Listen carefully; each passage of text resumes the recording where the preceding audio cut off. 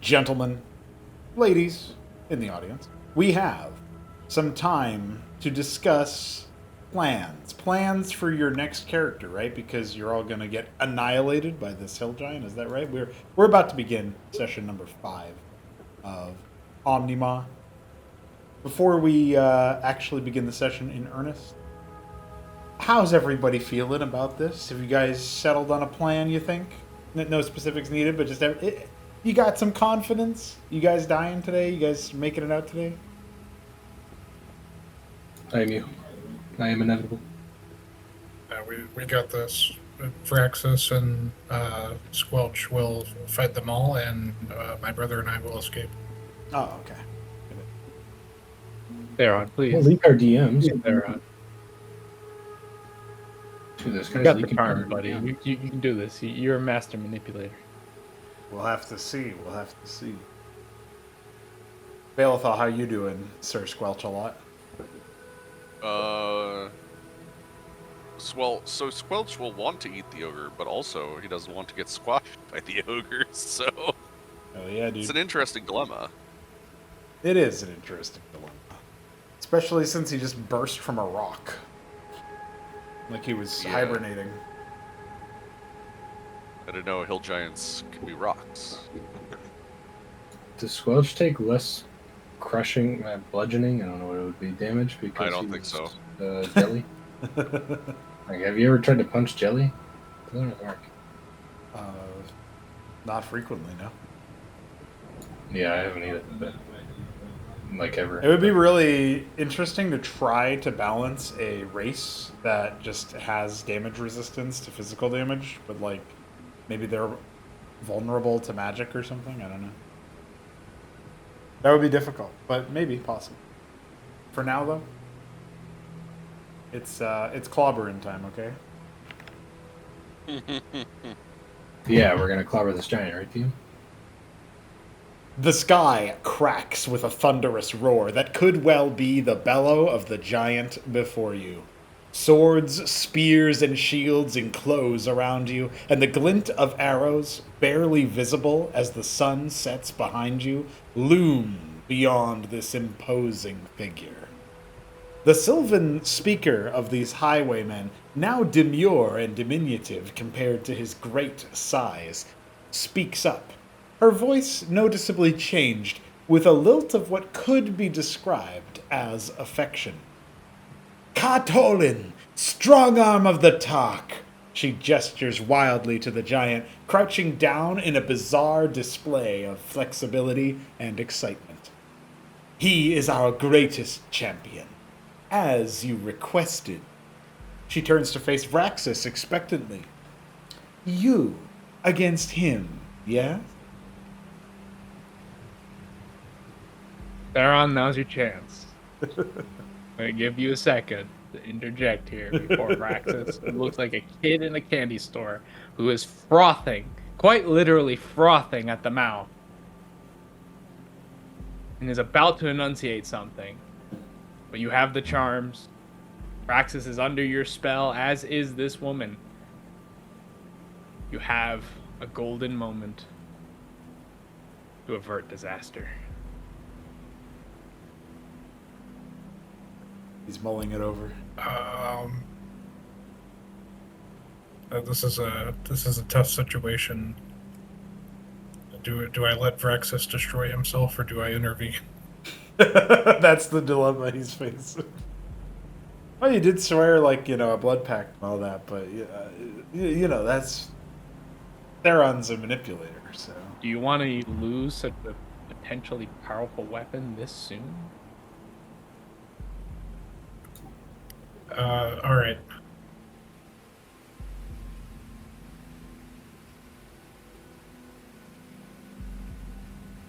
Nope. I have something if you don't, Theron. I'll say that. I cannot move my token. Oh, that's weird. You selected. It works for me, so I wonder why it wouldn't work for you. What if you refresh the page?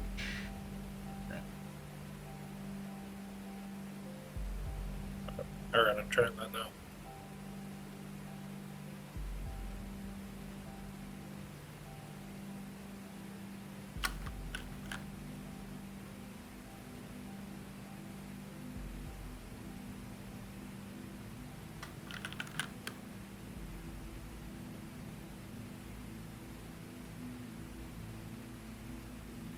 Back in, boys.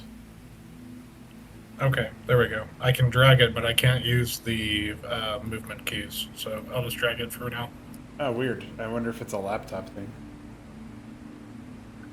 Okay, so Theron will take a step forward, and he will kind of put his hands out, and he'll say,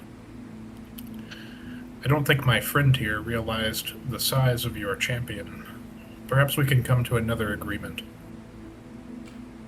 She'll look over at you, Theron, and with a raised eyebrow, but it's something that initially looks like she's going to be dismissive on the spot, but gradually, likely due to your magical influence, the words you speak seem perhaps a little bit more silvery, a little bit more possible. Yes, you can see the gears turning behind her eyes as she mulls over what you have to say. Braxis turns to Theron and says, "You would deny me the Titan spawn?" No, listen. The woman interjects. You're right.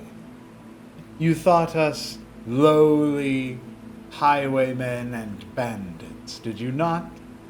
Think that you would saunter in and challenge us? One on one? Surely only a rare breed would be able to stand against your stature. She turns back to Theron. So be it. This idea of yours to have another negotiation. Shall I have Katolin dismissed and ready for the next challenger? There's a little smirk on her face as she suggests the idea that perhaps Braxis is not worthy. Alright, I'm gonna roll something real quick. Oh no. I think that would be for the best. Alright, you have 3 seconds before Braxis says something very horrible. God, Theron. and you rolled a 3. That means the funniest thing must happen.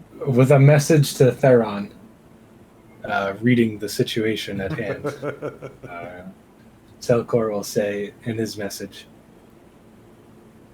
perhaps if the beast is unable to control his base instincts, we should either decide to fight this thing together or leave as 3. Selkor is Or gonna talk. feel Squelch shaking in his bag. And Squelch is gonna say, oh wait, let me turn on my voice mod voice. Yeah.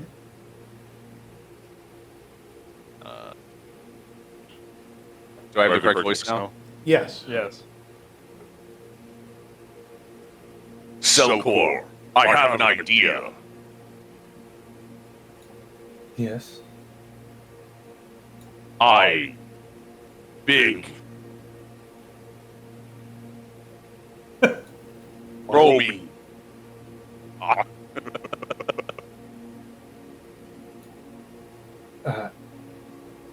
While not a bad idea, we'll try and save it if we need it. Yes? Fine. Squelch was excited to be big. You would deny? Theron moves before Braxis explodes in rage towards the woman for daring to insist that he is unworthy. He.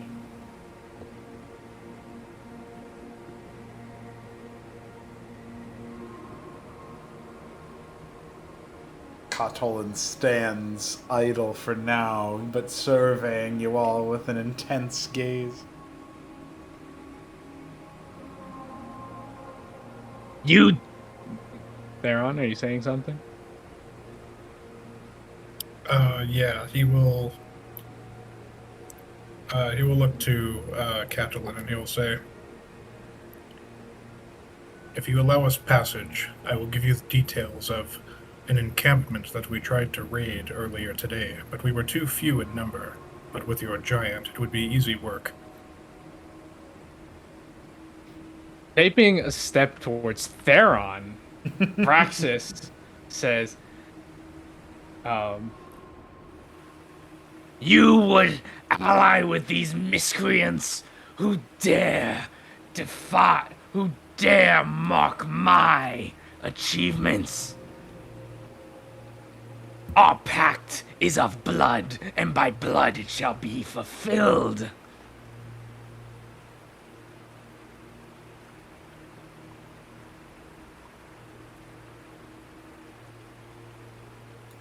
With another message to Theron, Thor is going to say,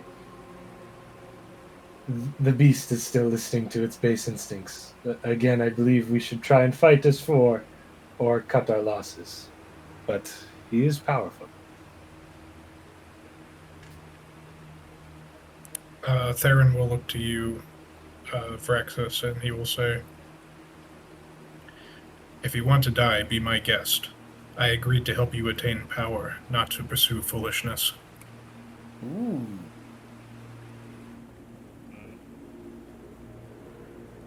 You agreed to provide me champions worthy of slaughter. And with a broad gesture, he motions to Katolin and says, Behold, the first of many to fall. What compensation, what payment do you offer in his stead? What life?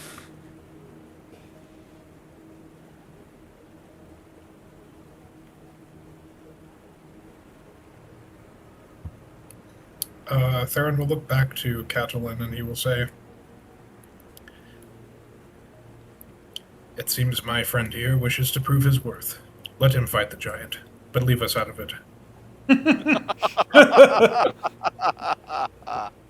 Just so you know, Tricro, Catalin is the giant. The woman, you don't know their name yet. But I okay. interpreted what you were saying, or what you meant to go for there, so no worries. Well, the leader is obviously still under the charmed effects of of Theron's witchcraft. So as she looks towards you, Vraxus, she takes a single step back out of the way of Katolin and gestures pleasantly towards him. Mighty Catalin, Vraxus shouts, of what age were you born? Of what shall I write upon the monument of your bones? Katolin regards you with a steadiness that only the great beasts and beings of size and stature can possibly have. His movements are slow, but you can see breath rippling through his body. Your trained eyes noticing the abnormal, for a normal-sized creature, undulations of his musculature. Then he looks from you to the woman that seems to bade him to battle, and she begins to utter words in a language that you don't comprehend. None of you comprehend. Katolin responds with some tone of aggression, but also of some confusion. And the woman is then quick to say, "He speaks not your tongue, but I have enacted as translator and interpreter. So, hear him thusly. Katolin has slumbered for many years. His age was when the dragons ruled this land." And Vraxus, you will not be aware of dragons ruling any land, so you will have to assume that that's old enough to be of note, but not old enough to be of your age. DM, I have a question. Mm-hmm. I feel like we handled this with shoulder, but I can't quite remember. Can I imitate during a message?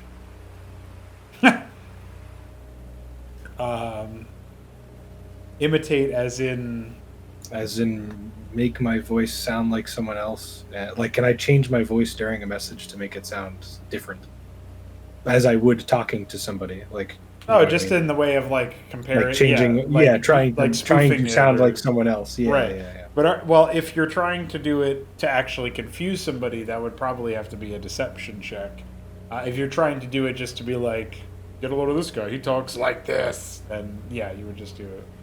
You'd be able to convey the essence of your, voice change, if you will. It's not really... You're not really hearing it in your head exactly, I don't think. Let me see. It says they hear the message, but it's not... close enough where only they can hear it, but it's not necessarily in their head. Yeah, I mean, it also says a whisper, but I would read it more like casual conversation, but the idea of it in your mind. So it's not really you're not really hearing some audio file or whatever. So that's how I would describe it. So yeah, you can put the idea of somebody else's voice in there, but only in the sense of they still know it's, I think they would still know it's you, because how else would they know that who's talking to them? You know what I mean? If they know it's you, then they know it's you. And if you're trying to hide that it's you, then you got to deceive. Right. Okay. Yeah. How much do I care about Raxus to try this idea? Chambler, how much do you like Raxus as a character? I want to at least get him to level 2. I have a plan to escape. He sounds so defeated. No, I have a plan to escape, but I want to get him to level 2. So if you think you can do this, but if what you're gonna do is gonna trigger the fight regardless, with the whole bandit crew having not agreed to not intercede, don't do it. It might depend on the role. Although she hasn't heard my voice, so... Oh, you're gonna mimic Theron. Yeah.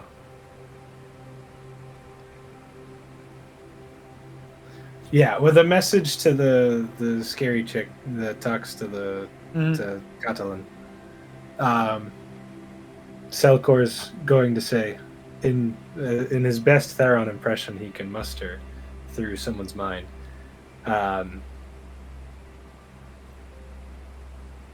make sure we can join in if we want. I don't want your crew interjecting if we so choose to protect our pet. Oh, so this is really funny because she's never heard me speak. Never heard you speak and your brothers, and so that would make sense. But it's like it's still probably not a. It's not a great. Like it's not exactly Theron, but it's not necessarily not. Yeah, exactly it's like close Theron. enough to it. But yeah. So here's the thing. So this would be like a deception check with like a flat 5 advantage or something. But the other part of this is, I guess you would just roll it with advantage actually, because she's charmed. That's why I'm thinking, because she's charmed. So she's charmed, and so if she even thinks there's that it is like, that it even if there's some element of like weirdness, it still gets smoothed out, right? So yeah, I think that works. Yeah, I think it's just advantage. That's not bad. It's not bad. That's not bad with charm. That's not have an inspo to burn. Not bad. And it's not like, you know. Like, no, there's no inspo right now. No, it's not like let us fight now. It's just, you know. Yeah, it's like let us join in if we choose. Yeah. So a expression will come over the leader's face as she hears the supposed voice of her soothsayer. She'll turn and take another step forward, not towards Vraxus, but rather towards the rest of her unit. And she'll raise her hands, her arms up over her head. And she'll shout in a language that, again, none of you understand, though is certainly not what was spoken to Catalin. A more fluid and less brutish speech one that sounds almost sophisticated but distinctly unlike anything you have heard before. Certainly not a Sylvan language. At that, there is a resounding rejoinder from the people surrounding you. And you'll slowly start to see the humanoids that surround you fall to a more standoffish position, as if in deference to what the leader speaks of. She then looks to Vraxis, then back to her bodyguard. We shall be making our way from your arena, great one. And we shan't intervene, she says, looking at Theron.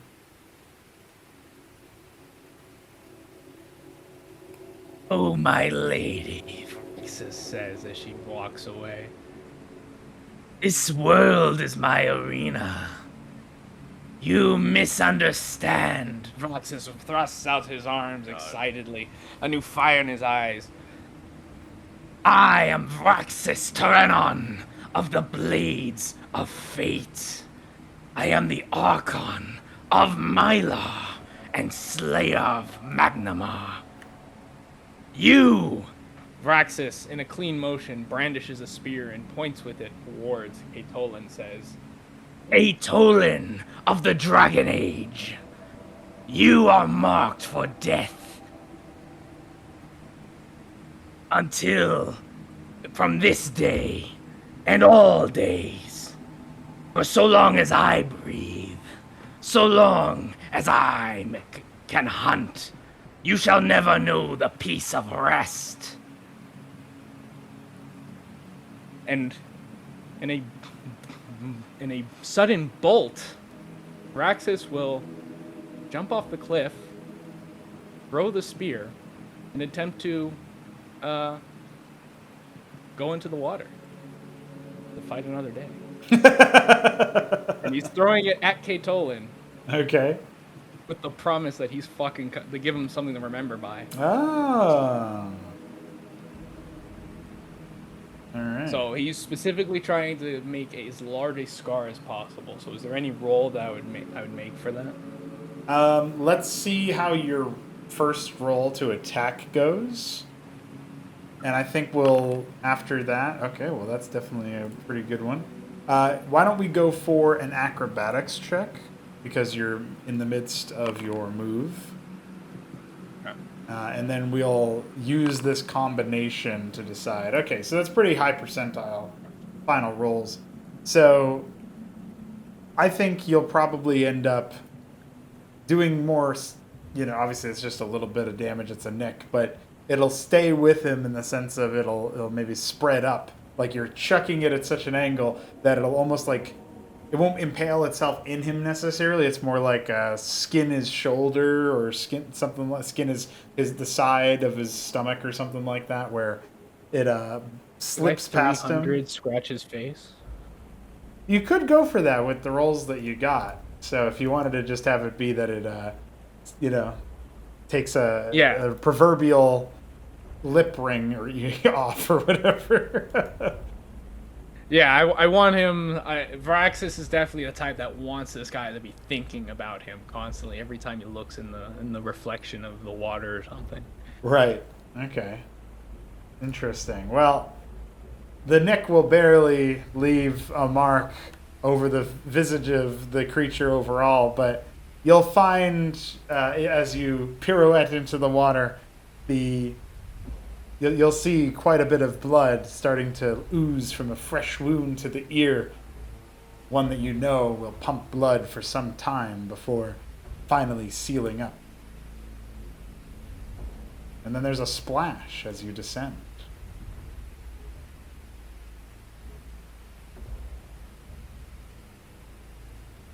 What an idiot. The follow-up. Yeah. is more of indignation and anger than pain and suffering. And he looks towards the rest of you all, clearly not pleased. Theron will cross his arms and, looking over towards the cliff where Vraxus disappeared, will just say, "If he was just going to leave, we could have taken the bridge." That's Braxton. I'd like to, outside of Catalan, I'd like to look around and get a read on how everyone else is feeling. Not my party members, but the goblins. Yeah, so why don't you go ahead and roll your insight, homie? With advantage, because it's a moment of tension. It is a moment of tension. You banter-born. So, obviously there's like a -2 to that, technically, because of the way that the expertise rolls work, but yeah. that's still a dirty 20. So, Salcor, you look around, the gaze off to the right immediately sees 2 humanoids that seem more impressed than anything, maybe a little shook after the roar, but they seem a little bit more fixated on the scene before them. Then to the west, you cast your gaze where the concentration of creatures has put themselves. The highwaymen are attempting to remain stoic, but they themselves are seemingly quite maybe disappointed that they didn't get to see Vraxus turned into blood gore. The larger bodyguard is trying his best to remain focused on you all, continuing to stay watchful and alert. And the leader seems more transfixed with Katolin and Theron's reaction to his advances, as if still attempting to predict what will happen next. But clearly everyone's a little bit surprised. The archers in the back on top of the ridge, they seem a bit more distracted, and some of them are turning to face an unseen individual. But the others remain trained on the battleground, even if their tension in their bows has relaxed. And the big guy's coming towards us. Oh yeah, he's angry. Okay, Speaking of movement, Wait, hold on. maybe it's time for us to move. Okay. What's Squatch doing? Squelch time. Oh, Squelch is gonna force his way out of the bag. Tired. All right, And then so his he's gonna deposits. move- Yeah, he's gonna move out in front of Theron and Sulcor, and he's gonna grow big. Oh shit! He's gonna grow as big as he can, as quickly as he. You know what would be cool? Having a 4th party member would be cool. Hey, Theron just tried to feed me to a giant, okay? Dude, your I character canonically pissed himself. I don't want to hear it. My character canonically is an assassin and just swore an oath to hunt this creature till the end of its days. And then ran away from it. Yeah, well, I couldn't assassinate And him, left yeah. us to die. Yeah, well, that part is Give it that part's back okay. in. He's fine. That part's okay. He's being nice. Yeah, I mean, if you think about it, this is kind of a fun. If you guys survive, this will be a really fun idea for you to for Shambler to decide: does he keep Vraxus as the active Yeah, party that's member, true. or does he, Yeah. spin him off into the distance where he survives and he'll come back later, in the campaign or in some other campaign or something. I don't know if Shambler even bro, considered go that. ahead and but- give me the blank character sheet real quick, so I can work on that while we're doing this, just in case. Just in case, yeah. Because I can probably set something up to where, the next town, you have something ready if the party survives. Yeah. And if we're Theron- missing anything, just go for it. It's in there. Theron will raise a hand to try to get the attention of the bandit captain, and he will say, Well, we weren't expecting that. Can we go back to trading information now?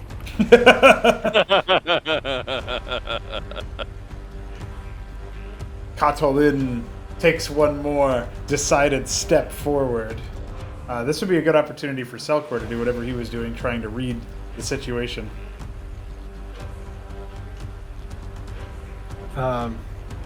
As in whatever action I was trying to Yeah, build whatever up you were going to do as information. Squelch was getting I'm big. gonna be honest, I was just trying to read the situation. Oh, okay. If you didn't have anything else to do, then that's fine. I'm thinking currently, but Yeah. Yeah. I'm Well, I slightly mean, out of range for a lot of my abilities here. obviously Squelch feels the hill giant coming at them. Yes, So that's why tremor he cell, was yeah. like, No, you're "Oh, you're doing shit." great, buddy. It's big time. Dragambuya Ayancho! He speaks unintelligible but very angry gibberish as he looks over at Squelch, but it does not stop him from advancing. Meanwhile, I'd like to. Mhm. Sorry, I'd like to spook the horse down the bridge. the horse is ready to be spooked. Yeah, I'd like him Yeah. to be spooked. And I'd like to cast Misty Switch on the horse when he's. Fuck, I don't know how to do this. I'm trying to get everybody out, but I'm getting sandbagged. Sandbag. Yeah. You're going to switch yourself and then a bunch of other people? The goal is to just get away from this fucking thing. So yeah, let's see. Where's the edge of my range? I'd like to switch with the horse when he's here. Assuming he goes that direction. I don't know. He's just kind of running. All right. Well, if he ends up, fuck. Well, if he's just gonna stay there, then he'll stay there. But I just want him in a place where I can use him. Yeah, look at that horse. Yeah. Yeah, they're busy doing that. And meanwhile, the Squelch is gonna hurt a lot. the leader takes a step forward and calls out in that strange, brutish language, but let's see. Let's see if it's enough.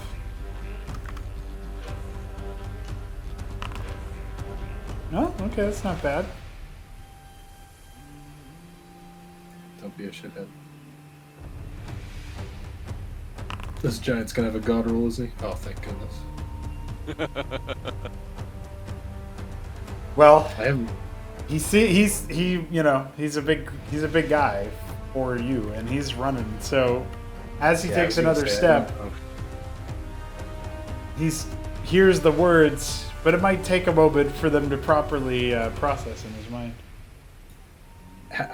Do I remember any teachings from my past that would tell me what may happen when I try and Misty Switch or reactive riposte with a target of this stature? You just remember it not necessarily being advisable, and well, I guess you could roll a history check for me. But that's the baseline. Is you don't remember it being a good idea.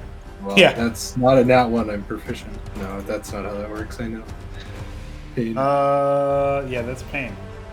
Maybe it was a good idea.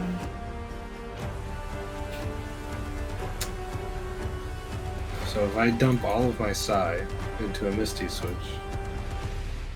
what do we think happens, boys? I did.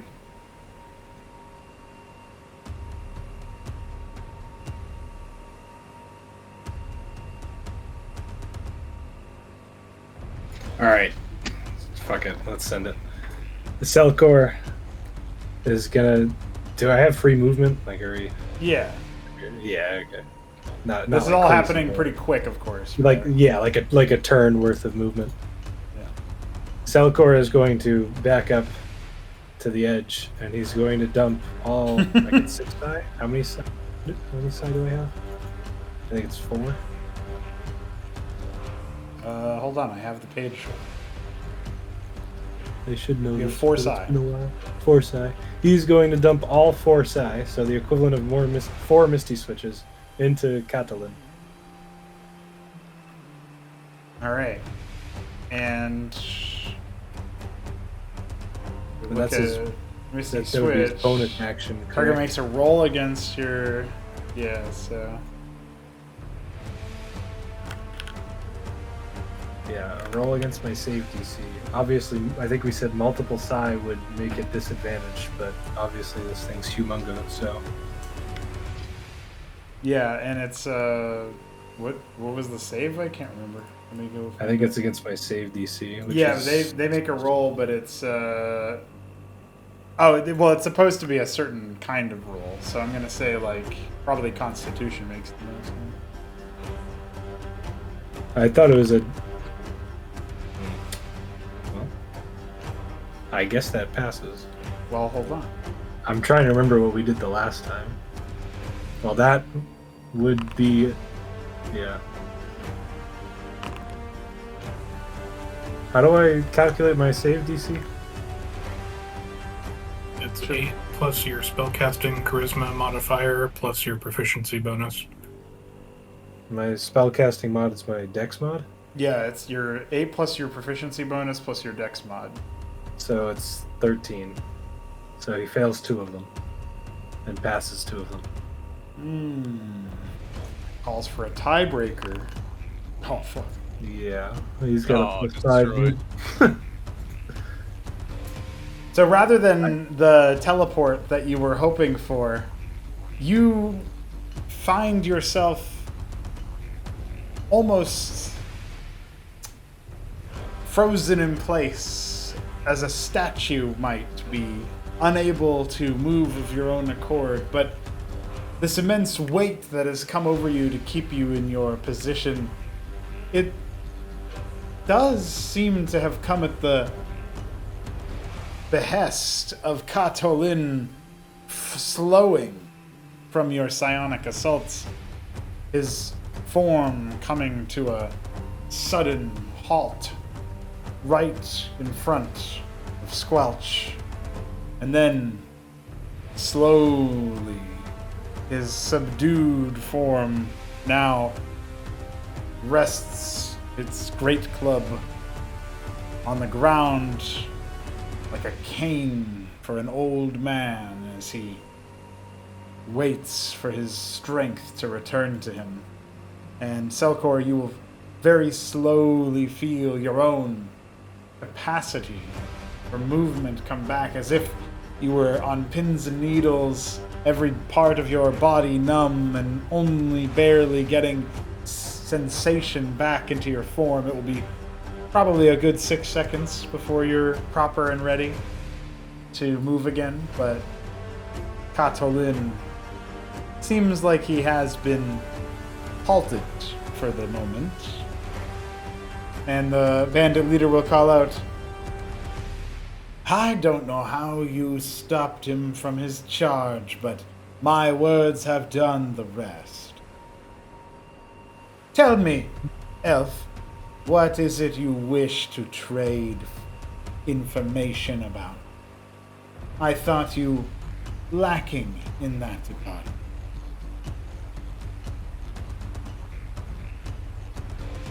Well, allow me to surprise you then. I can tell you of a place just north of here where you can plunder not only ancient artifacts, but you can also find yourself in the possession of the relics of cultists, and you may even find yourself with the magic of a demon.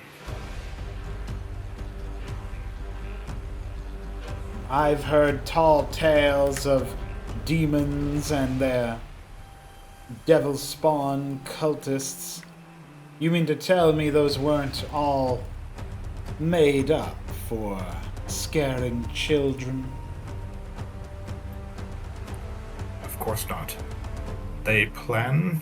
Well, I'll be honest, I'm not sure what they're planning, but I can tell you where to find them, and you will find them there.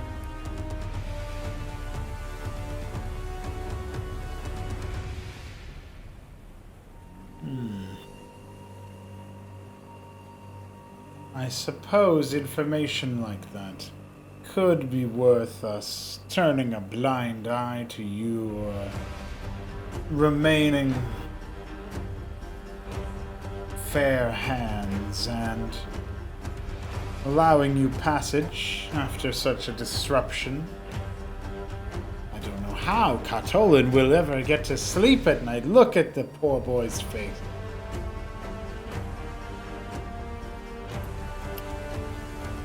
Perhaps the giant could settle for the horse. Oh, we'll need at least that to quell his heart. Through very gritted teeth, probably from dealing with the pain that he is suffering, the Selkor is going to say, I just stopped him in his tracks, and now you're selling my horse. Oh, Can Squelch brother, grow again? would you prefer I sell your service?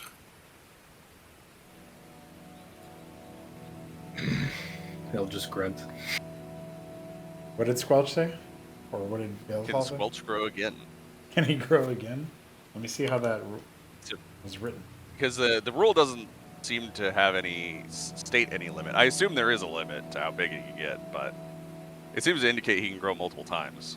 If Squelch grows again, we're killing this fucking giant. It doesn't actually make him stronger, is the problem. Yeah, I figured But it that. does make him more intimidating. which I is kind of did the I point. did figure that as a concept.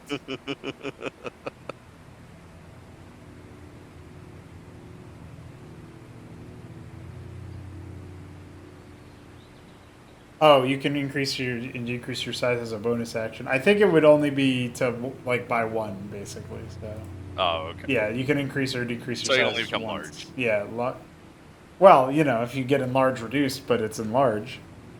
Right. Yeah, You he can- can enlarge himself once. Yeah, Okay. or reduce himself.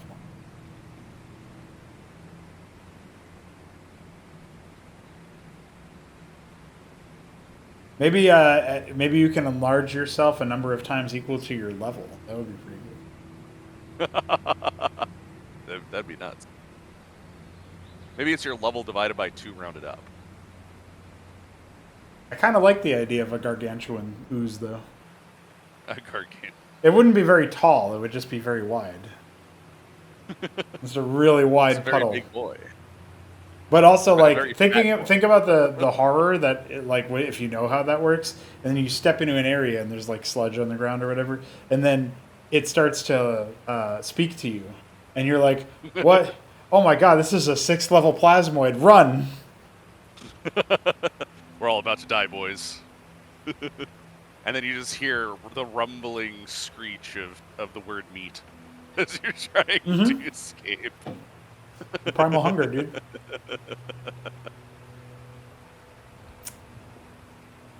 Does Squelch want to do anything other than stare down the giant? I mean, it seems like hostilities may have come to an end, but it's still a pretty tense situation.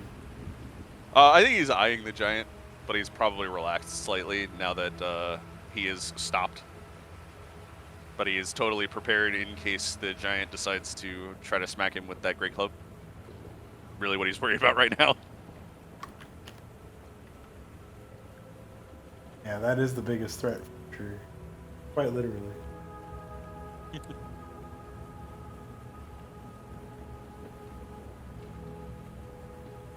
I wonder when Shambler will get to play again. He's prepping his character, Bro. dude. He's still having a good time. Yeah, Yeah, he'll meet us. Like- His new character will meet us at the end of this cave. I got to open up the dock, bro. I got to open up the fucking character dock. Take a peruse. Alright, so what are we doing now? How's this going? Well, Theron was giving some information up, but obviously, and selling your horse. The woman is going to look to Theron and say, "Soothing the giant is one worry, but the other is your trustworthiness, elf. There is a chance you are not being forthright with this information, and there's no collateral with which to sell your word should it not go your way. If we go there and find no such demons or devil spawn, and you are no longer within our grasp of punishment, you will have made quite the enemy. What do you propose you do about it?"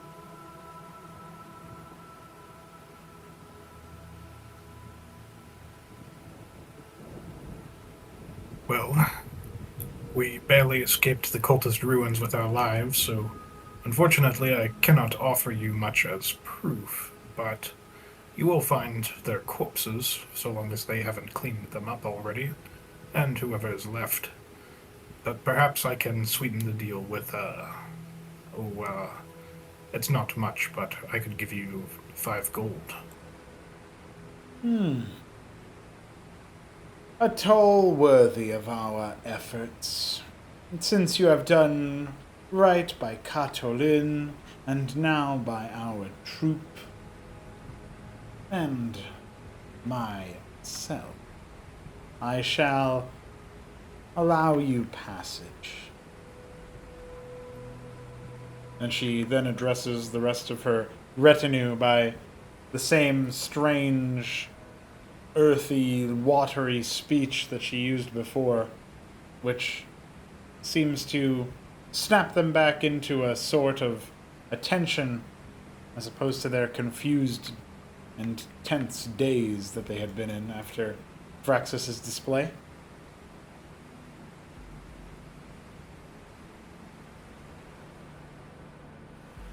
We'll be back, motherfuckers.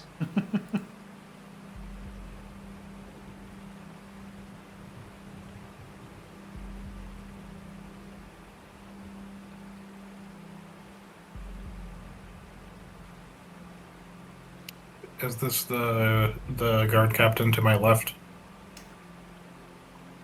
The one with the green arm, yeah.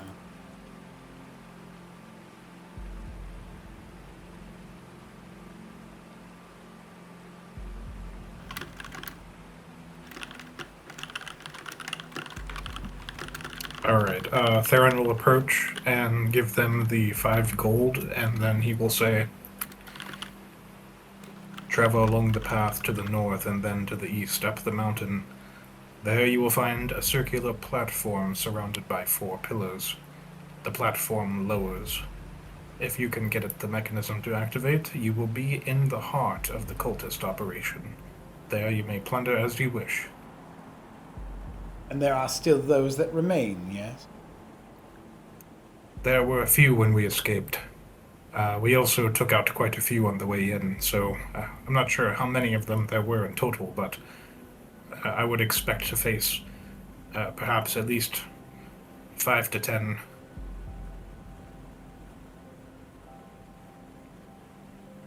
Yes, plus a demon, Selkor says, getting up and perhaps dusting himself off. Squelch, you are so big. How are you going to fit in the bag? I will return. Oh, wait, let me. I will turn to the bag when we are out of here. That's fair.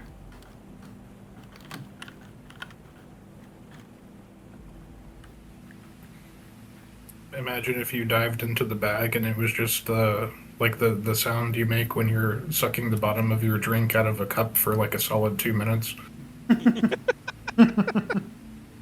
He just very slowly squashes into it. And he's still big inside the bag. It's just that the bag has infinite room inside it.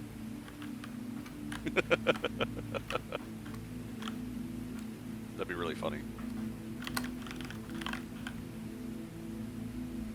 And then Selkor looks in the bag and he's like, how are you that big in there? Yeah, does he actually return to small, or does he keep big? Oh, he's staying big, but he's also not going in the bag right now. Oh, okay, gotcha. I misheard. I was just saying it would be funny if he did go into the bag and he was still big.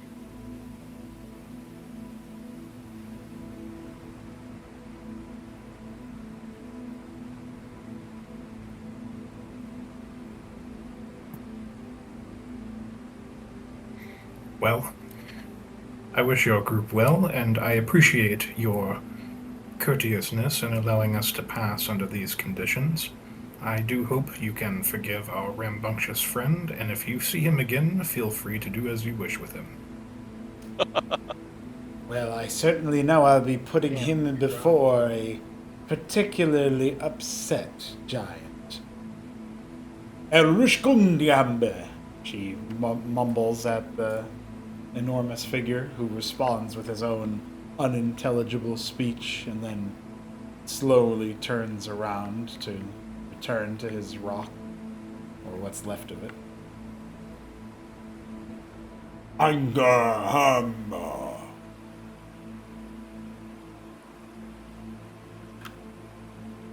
She looks at you all plainly. He says he hopes not to see you all again. Well, for our sake, I hope he is right. And Theron will look towards Sulcor and Squelch and give them the eyeballs of like, all right, let's get the fuck out of here. I agree. Now bring the horse, she orders.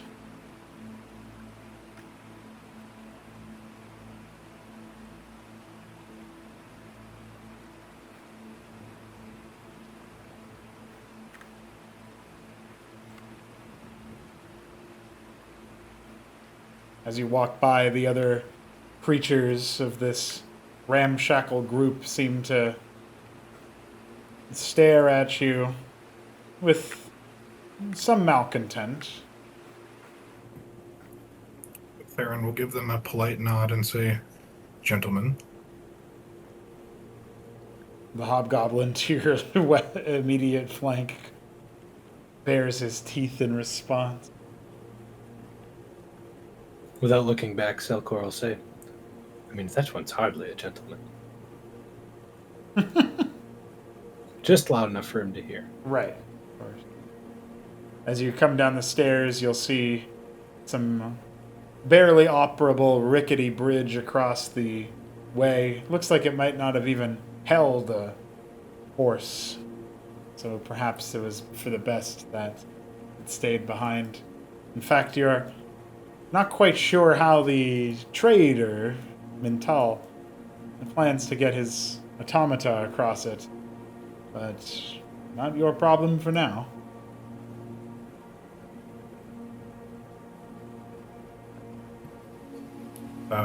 Squelch, you might want to reduce in size for this one.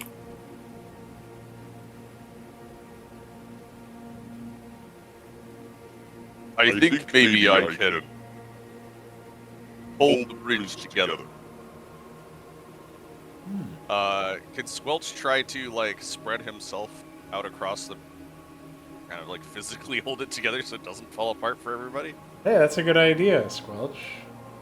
The unsteady-looking bridge could easily be reinforced with your goopy nature. Okay, do I have to roll anything, or...? I say, give me one of your...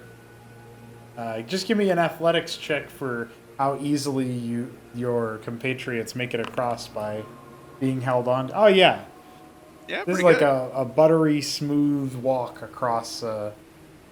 Maybe reminds you of like when the snow piles on a mountaintop might get particularly concentrated, and then you like kind of drag your shoe through it so that it. Selkor will let Theron go first. Perfect. What, you don't trust your buddy Squelch?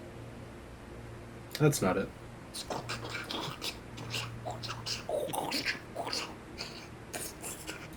After you. Wait, hold on. I think I can do something really funny. No. Ah, if only the token... Yeah, the token didn't enlarge. It also might be for the best, because who knows how consistent that's going to be to reduce it. No, it's fine. I just think it would be really funny. Yeah, I think it would be too. Ah, there you go. Wide There it voice is. Squelch. Squelch is the bridge. Oh, hell yeah. After you. That looks pretty good. Yeah.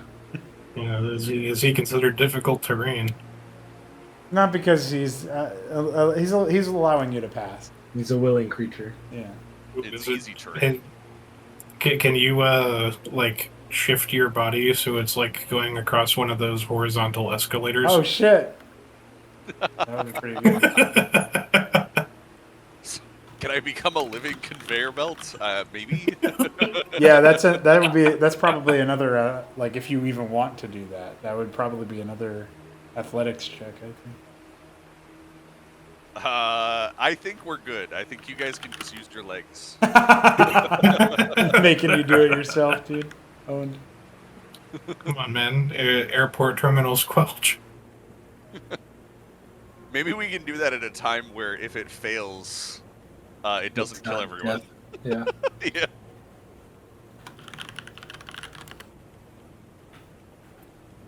All right, Theron will go first. Though I guess it would probably put us all where Veraxis is. Yeah, you guys would be fine, dude. Reunited at last. Yeah, he would just demand that we plan a night raid to assassinate that giant immediately. And then Squelch would eat Veraxis. It's fine. And you already spent 12 millennia doing that. Selkor would like to Misty switch with Theron as he gets across. Perfect. Well, Theron, are you going to resist this magic, or are you just going to accept that your brother is doing a move again? I'm spending 2 psi regardless. You have disadvantage on your Constitution check if you choose to make it. And you're looking for I imagine 13 or higher. Theron will feel the beginning of the psionic grip, Mm-hmm. and then he'll like think about resisting, and then he'll feel it double up, and he'll just be like, he earned it.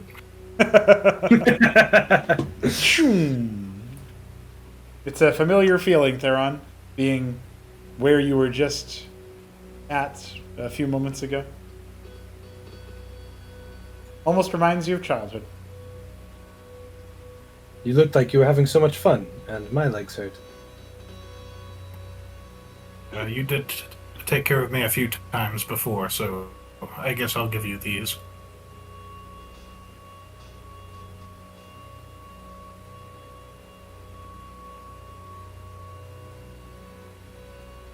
The sloshing of the sludge once again seems a little too familiar to Squelch. It's almost like the same person is walking over you again, Squelch. Oh, these brothers really are similar.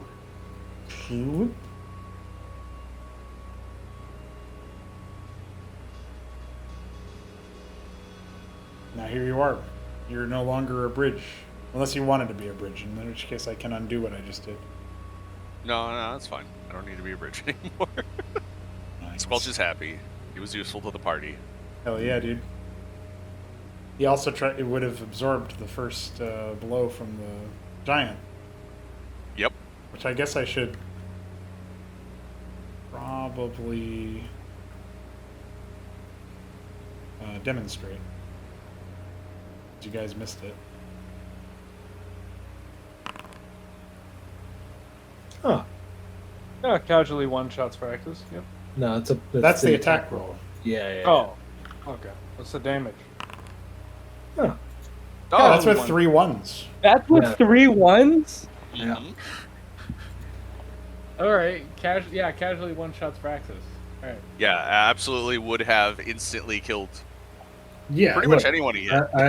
I told you guys that the pet would have died, but we probably would have killed it. Wink. Wink. Wink.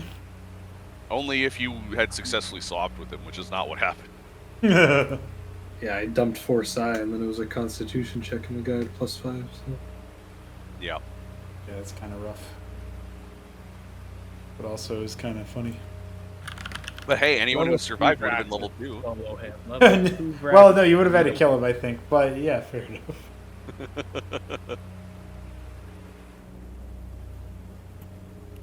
So you thought Theron was being mean, but he was just like, I have 6 hit points, bro. Okay. Even with all ones, Could he have, still like, I shit. gave you some outs to talk Braxis down. You just chose to feed him to the giant. Like, he said, he basically said, what are you going to compensate me with? You know, like, Yeah, he well, could have said- Theron was he's like, under charm, was so like- he's just going to agree with you. Go ahead. He was just looking at you like, bro, how about we fight the giant monsters when we're a little bit stronger? When we're prepared. Well, you could have promised him, yeah, we're gonna go fight bigger thing that I totally know about, lie, and that's it. Yeah, he wasn't ready to do all of that social engineering in that moment. Well, I don't think he knows Vraxis well enough yet. Well, again, he had Vraxis charmed, and Vraxis is like, What life will you Yeah, know, but offer? in you're saying that he should have done these things because he knows Vraxis, but he doesn't actually know Vraxis. no, I'm just saying he could have. I didn't say he should have. I said he could. Oh, have. okay. Theron's also looking at it like, we literally just talked about this like less than half a day ago. Yeah, but this is a bloodthirsty demon. Yeah, he's not a. He's listen. The next Shambler character will be way better. From Yeah, definitely. Yeah, he definitely. And is it's gonna be the Raptor. Nathaniel with the, I definitely didn't serial make number another screen. warlock. Oh no. It's gonna be No, I another definitely- crap. Let's go. We get to see the next map. Didn't make a warlock. I promise. Next map. Next map. Next map. Next map. Next map. I swear on my honor, Balical. Okay, I didn't make Next a map. warlock. Next map. That's Next for map. you. Next map. Next map. yeah, next map, dude. Right after I used this opportunity to have a bio break. Oh shit! Good answer. I'm getting food.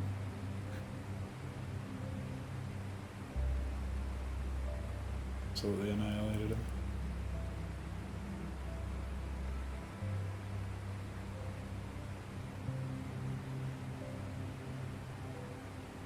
All right, so you guys are obviously, well, I guess he went to get food. I'll ask that momentarily after my own departure and return.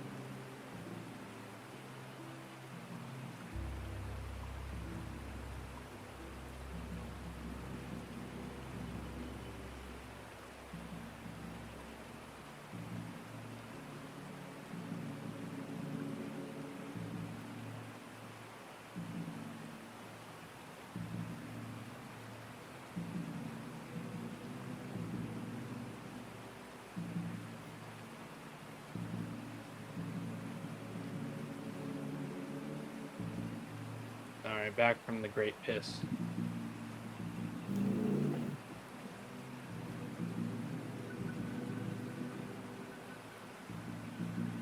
What's up, fuckers? Hey, Dude. You know the cool thing about jumping spiders? they're Isn't Cool. that they're spiders? No, dude. It's that they're, by nature, very curious creatures. So sometimes we'll be playing D&D, and I'll look over at the terrarium, and it's just fucking staring at my computer screen. And I really wonder what that thing thinks is happening. well, jumping spiders are way more intelligent than most other spiders, Yeah. and they like people. Yeah. I also think it's funny that, like, the more intelligent creature, just like as a noticing thing, like a pattern recognition. And I feel like the more intelligent a creature is, the more curious it is. Yeah, generally.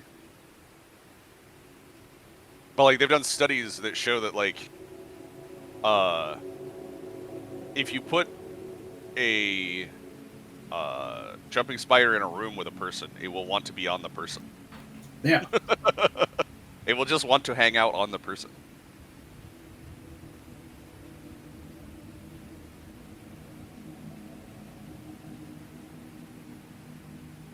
I remember when I was in, I think it was high school. We were like watching a movie, and like a jumping spider had crawled up on my desk, and then it just kept jumping back and forth in front of my face, like it wanted my Yeah. attention. Yeah. I was just like, "What are you doing?"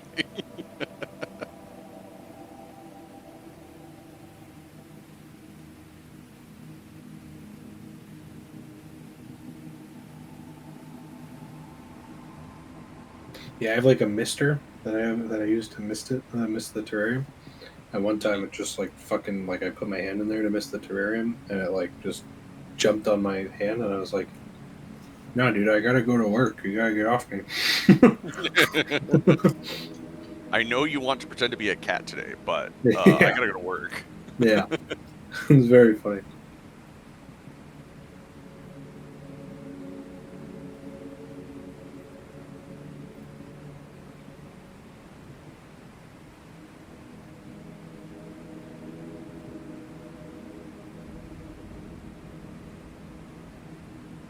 Yeah, I think as far as like arthropod pets go, jumping spiders are probably the best. Yeah.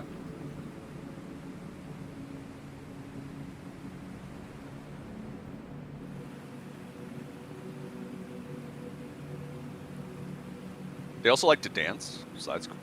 They do.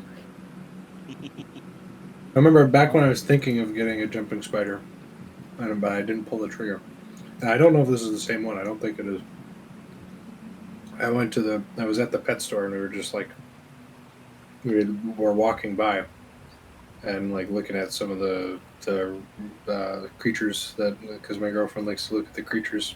Um, she was like looking at like some fucking like turtle or something, and I was next to her, and then I looked and there was a thing in a small little terrarium, and I was like, "What the fuck is that? And why does it look like that?" And it was a jumping spider, and it looked like it was waving at me. It's really stupid. Yep, they will do that too. They wave their front legs to Yeah. get attention of other spiders, and they'll sometimes do that to people too. It's very funny.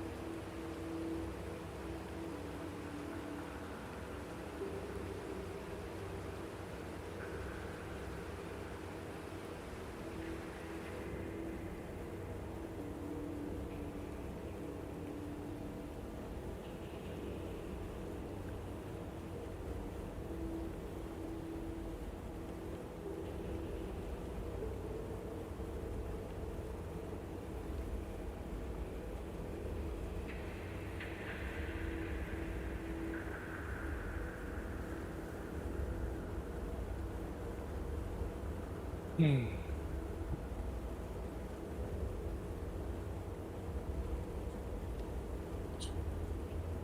cooked, boys. I mean, I'm cooked.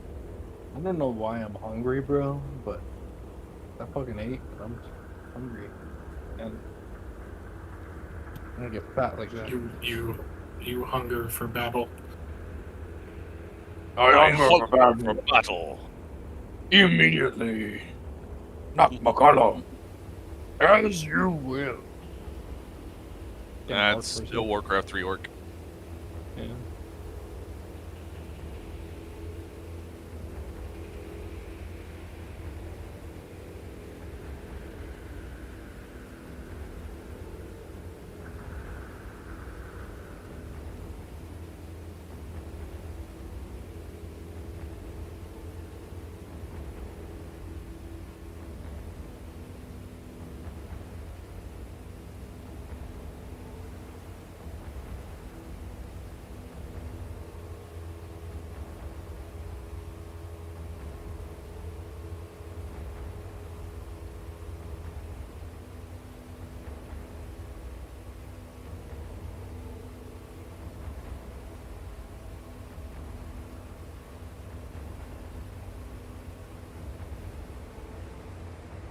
Is the I hunger for battle StarCraft 1 or StarCraft 2? Oh, that's StarCraft 1. Fuck! Isn't that the? I think it's the Phoenix Zealot line. Oh, the Yeah. Phoenix Zealot. Okay. I thought it was the Vanilla Zealot. I was worried.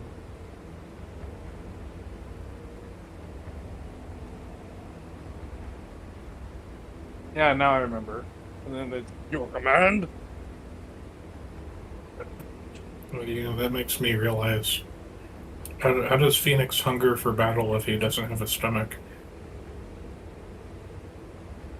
He wants to absorb battle through his skin, bro. You shouldn't think too much about the Protoss and the way they speak. Yeah. It doesn't really make any sense when you think about it for too long. Like, how would they even have a concept of hunger? Yeah, just like They don't have a mouth to eat with. after I realized that just now, I just like rewinded through like 20 years of my life.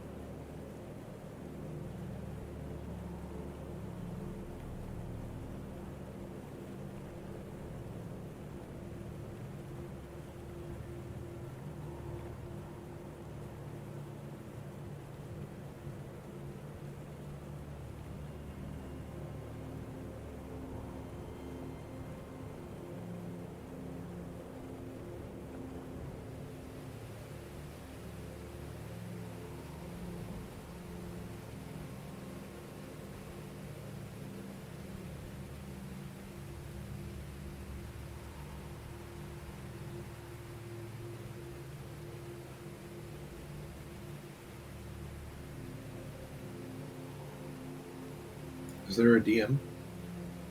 There is not. He doesn't exist. He's a myth. Understandably, is this for Discord? My Yeah. conspiracy theory is that he's taking a really long piss, quote unquote, so that he can make the next map. Ah. Imagine.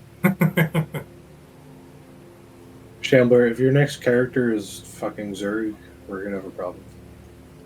You're wretched, but I'm strong. Okay, you That's just more- need to stop talking. Yeah, I was gonna say. That might be more Gollum. It's even worse than Gollum. It's like if Gollum was also a chain smoker on top of. It's like if Gollum was in a Christopher Nolan movie. Yeah. What about this one? Please don't do that. God, he's a kobold. He's a he's a chain smoking fizz. I'm your next party member. No, Okay, so do no. the World of Warcraft quote. Say, you know, take candle. You know, take candle. No, that's Gollum. Have you guys ever played the Darkness 1 or 2 of the video games? No, I don't think I've even heard of it. I know play dark. Is the I don't even remember what it's supposed to be. I think it's supposed to be like some sort of like creature born from whatever, but it's a fucking monkey. And he, I don't know if I'm remembering it correctly, but I feel like he sounds exactly like that. Yeah, kind of. No, you know who you sound like? You sound like Stitch. You sound like fucking Stitch. Jackie, I Yeah, fixed yeah. your broken headband. Yeah. That's the Night Monkey from the Darkness. That's not the Night Monkey, that's the Darkness. The Night Monkey is just British. He just goes, "Hello, Oh. Jackie.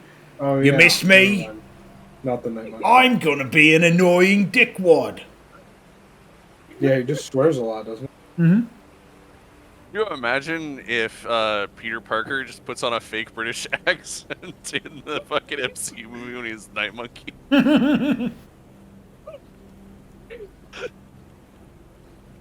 We're in Europe. We gotta talk like Europeans, okay?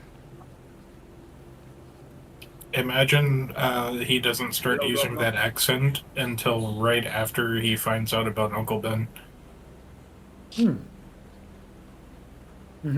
Fuck, that one's gonna be so rough on the boy. Mm-hmm. Also, I'm gonna have to kill this character too. 3 Crow, I resent your suspicion.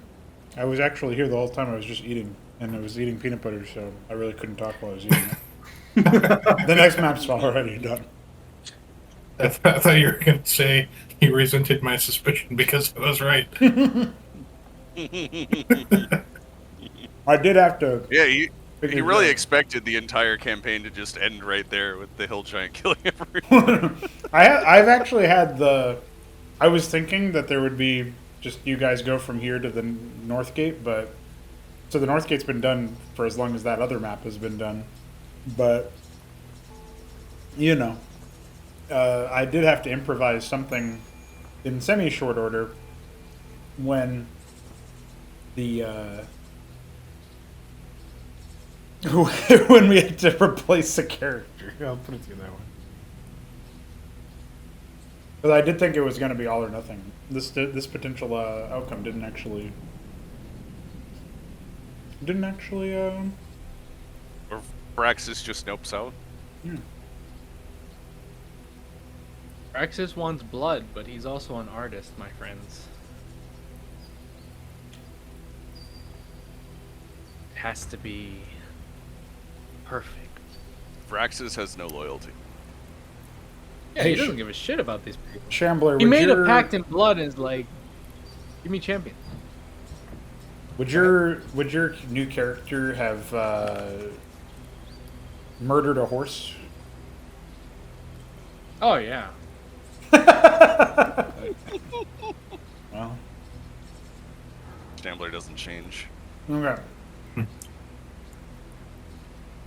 New map. You're right. Chandler doesn't change. Just his characters. They're a revolving thing. So, you guys are now, departing the long stone of Tark that had been so pleasantly welcoming to you over the past few hours.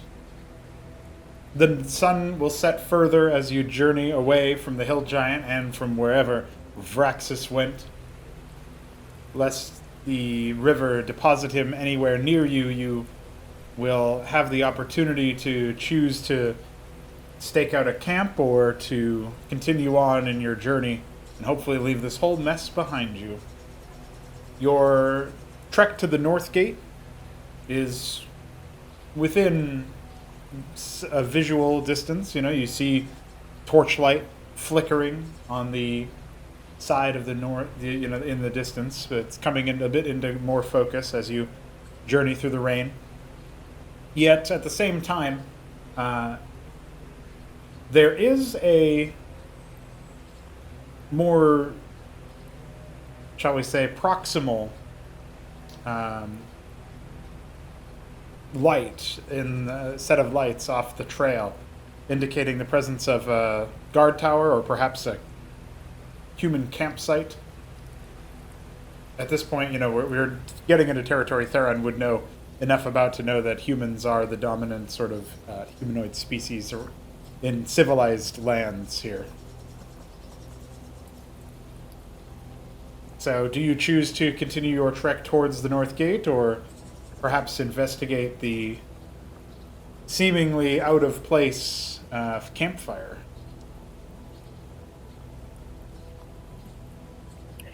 Well, I don't think Theron would complain about taking a short rest, so the campfire may be a welcome sight. It's at least evidence of one. Perhaps some smells of freshly cooked meat might grace an inquisitive nose or two.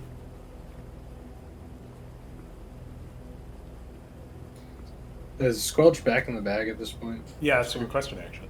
Yeah, after we left the cave, Squelch would go back in the bag. Does Theron voice his opinion on being willing to check out the campfire? Yeah, as we see it ahead, I imagine we probably spotted around the same time, and Theron will gesture to it and he'll say, "Care to take a break? It looks like someone left one for us to reuse."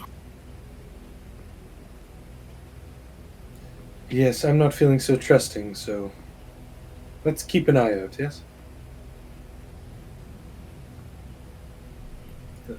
Theron will nod. As we get closer, is there a check I can make to check for any traps or people or anything? If you want to run an or I guess it would be a perception check this far out, you could do that to identify what you can see. I'm proficient, so I think that's I don't know the math. That's a 7, an 8?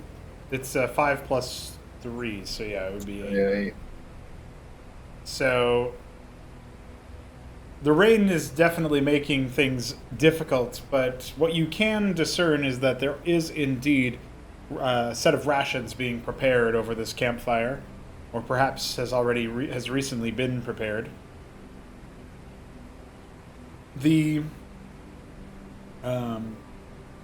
general lack of hubbub around it, there's no clatter of silverware on the plate, or no discussion, no anything. It seems like either it's a solitary individual, or they've taken a step away from freshly cooked food in a forest that would surely attract the wilderness nearby. So something's a little bit odd about how silent things are, but then again, it could be that the rain is drowning out what might be there.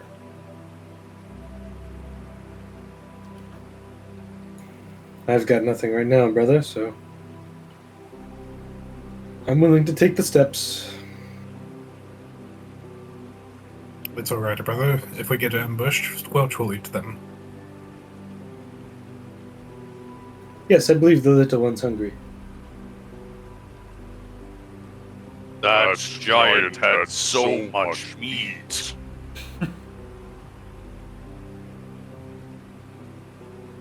You should have marked him for death, like Vraxus did. I am not stupid. Oh. This ooze definitely absorbed a lot of it.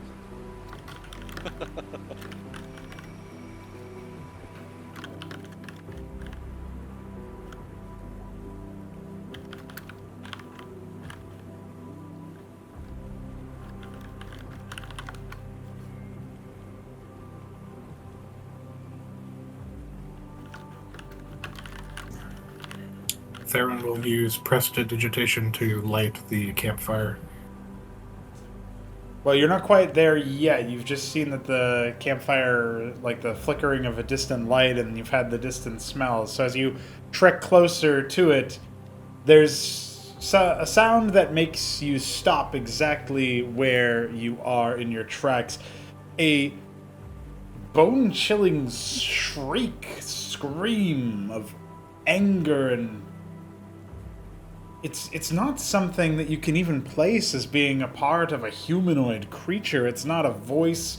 It's not of hill giant origin, or hell, even something more bestial. It's somewhere in between man and beast, and there's a gurgle to the end of it, and the sound of steel unsheathing, and a few more humanoid voices shouting and hollering as the air around you seems to change to something more demanding.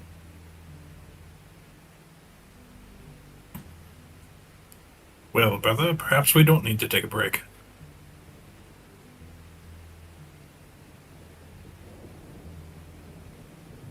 You've started to see where the tents and the other, crates and whatnot have been, they've come into contact. You're basically moments away from being able to see them, but through the tree line, so as to not expose your positions necessarily. Do you turn back now, or are you taking a look?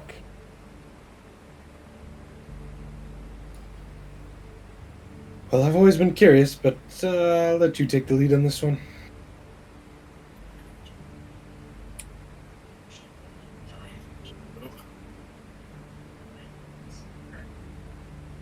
A little bit on the fence with this one, brother. I do hear the sounds of others, but I do not know if they are guards or mercenaries or bandits being slaughtered by some monstrosity. Well, what if it's Vraxus?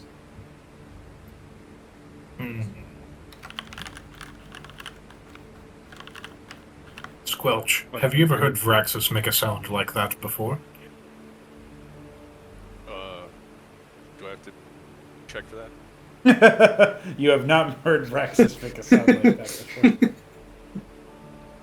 It's pretty distinct. No. Praxis is making sounds like that. Something must have changed. You hear a holler in the distance. Oh, God! What is that thing? Oh, now I'm definitely curious. Just a peek, right? I suppose I could see a few guards get slaughtered.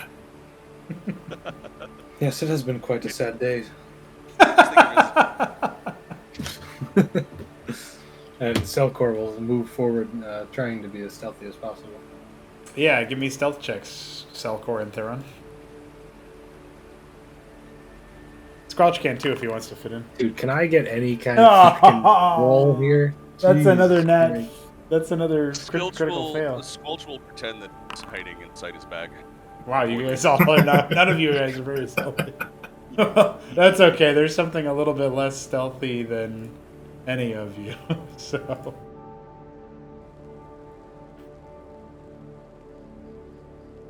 Ew. All right. You Oh, come dude, upon the 15 scene minutes. of a strange creature indeed, as multiple humans exit their tents surrounding a bizarre creature, a seemingly humanoid amphibian allayed with an array of spikes and other such boondoggles. It brandishes a Mhm. large maul.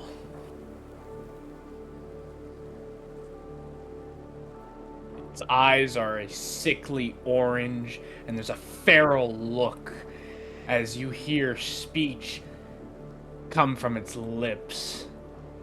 Common, but guttural and. Silence! Silence!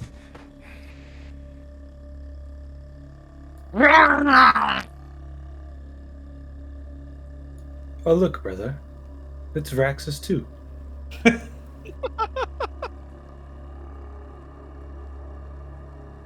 I don't suppose any of us want to get on this creature's good side, or leave before it has the chance to notice us. Well, you guys are all pretty stealthy, but you know he's Not he's at all. preoccupied.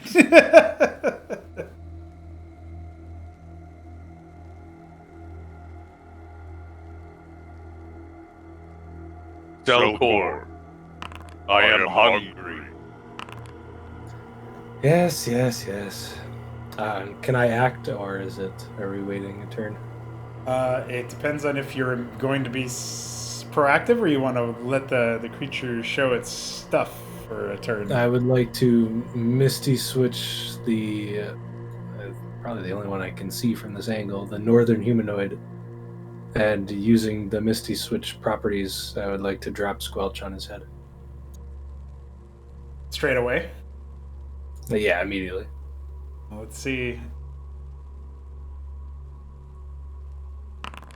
Ooh. Oh But shit. that just resists the teleport. That doesn't resist the Misty Switch. Yeah, it still applies. So he's not gonna. Yeah. He's not gonna. I guess I'll bank that roll for when he actually acts. Yeah.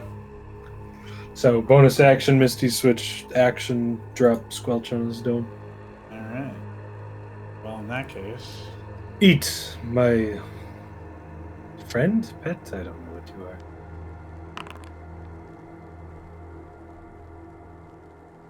all right. Well, you're getting out of the bag there, Squelch, and as you're in the midst of dropping atop this dude's head, we're going to begin initiative with Shambler's character. Oops, don't mind the dead horse. Oh, yeah, that's my horse. Finally! Chaos! No, not chaos. He wouldn't say that. He'd say, Finally! You shall all be silent! and he swings his great hammer at the humanoid. That hit. It's going to be only glancing damage, as the spearman is equipped with a shield. He's So, going to try to half- absorb your damage there. Fine. Oh, that's pretty good. That's 5 damage. Thanks, Alexander. Holy shit, Well, 2d6. Now, what else here can I do? Bonus action. You'd like to yank that shield and throw it to the side. Hell yeah. Do a grapple check. That's Annoyed. going to be athletics. Wow, Oh, shit. that's with a +5. I am only. Wait. So proficient means that's 5. So 5 plus 5 is 10. He got a 20. It doesn't matter. Well, it's despite your ferocity, the humanoid will keep his shield steady. Maybe it's the fact that your maul embedded itself into it for a moment that threw you off balance. But either way, it's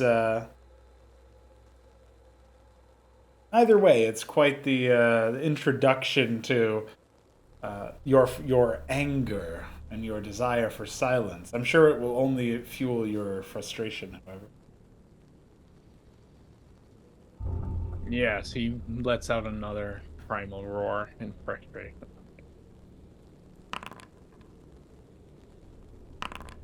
All right, that's 5 piercing from the first spear that gets struck towards you. Another humanoid barrels forward in it with an attempt to. Whenever you take damage from a physical attack, you must make a Constitution saving throw, 8 plus the damage received. So I took 5 damage, so that's 8 plus, so it's a 13 check. Yep, looks like it. Con save. All right. All right, so you pass. get half of that, so it's going to be 3. 3 temp HP. Yeah.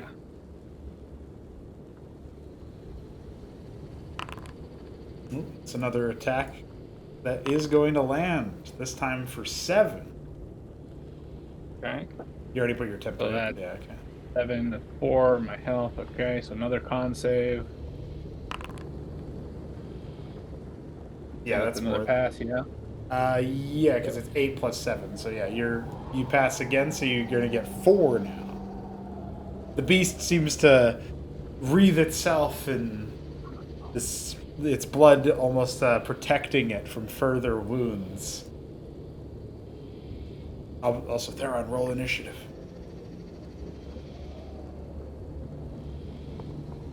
Three Crow. You awake, Crow? Yeah, hold on. I'm on hotspot Wi-Fi, so it's a little slow.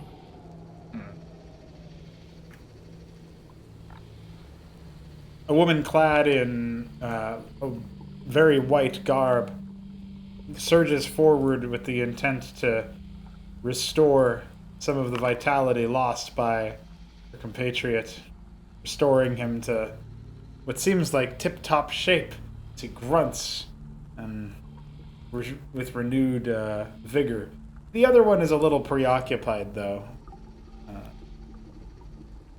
Squelch, this is now an informal your turn. What are you doing to this guy? So I think Squelch is gonna start with activating his rage. Yeah. I thought he had to take damage for that. Oh, do I? Is that the new word? No, it's not. You're good. Yeah, on your turn you can enter a rage as a bonus action. Yeah, you're good. The damage thing you're thinking of is if he doesn't take damage. It ends, yeah. I think. Or attack. Yeah, if your turn ends and you haven't attacked a hostile creature since your last turn or taken I damage. see. Okay, never mind. So if you just run around him in circles, he'll stop raging.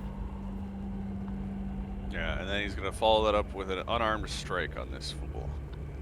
Yeah, you do have advantage given your circumstance. I think on my attack I get a +2 for raging. Or is that only on damage? I think You get for the damage. Yeah, the rage Okay, damage. only for the damage. Okay. So I will target this fool. Roll with advantage. Yeah, that's a hit. Now damage. And I believe I had 2. Hell yeah, that's max damage. Oh shit, that is pretty good. This guy's just immediately pummeled by a series of blows. And that's only the first blow. But it feels like a series of blows. It feels like getting kicked by a horse. It is time to feast. That's the end of the turn. Hell yeah, dude. Okay, Theron, you're up.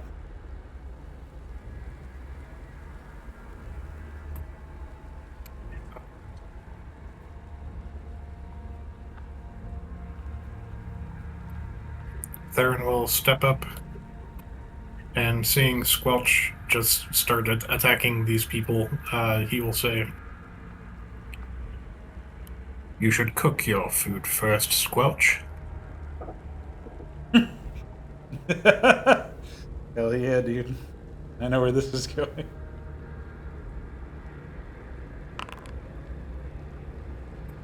Oh, that's And gonna then be, he will.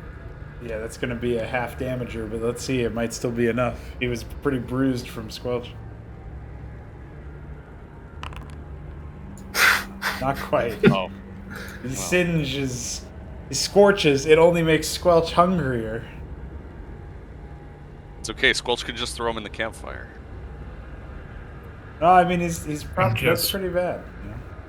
Dude, if my attacks are shitty enough, Murgloth might actually die. Or enter death state, rather. He'll enter be death state. yeah he'll do his heroic death move. We'll actually demonstrate that. Vraxus almost did it, but then he crit successed the con save, the death saving. As Theron ends his turn, he will say, "They say a little heat activates the aromatics."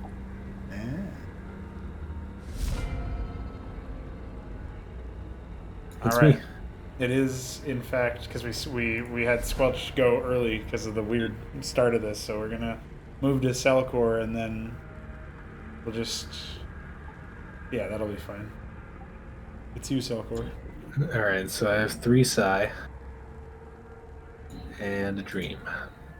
Mm-hmm. Is anyone here wearing metal armor? Or can I see anyone? Yeah, I mean, The beast wears a patchwork of various hides that have been tanned, and it's more like you don't know where its harsh flesh begins and the weird cursed blood that strengthens it, and where the dead animal carcasses start.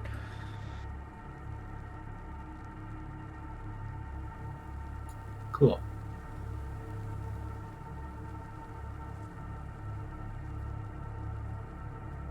the Alright. humanoids all Yeah. wear a metal armor, and their shields do have some metal in them. Oh, I guess except for the cleric. The cleric is not wearing metal armor. And everyone's full health besides The pummeled. Squelch. Yeah. Alright. Well, Squelch's victim's not full health. That's what I mean, yeah. Besides the Squelched. That's right.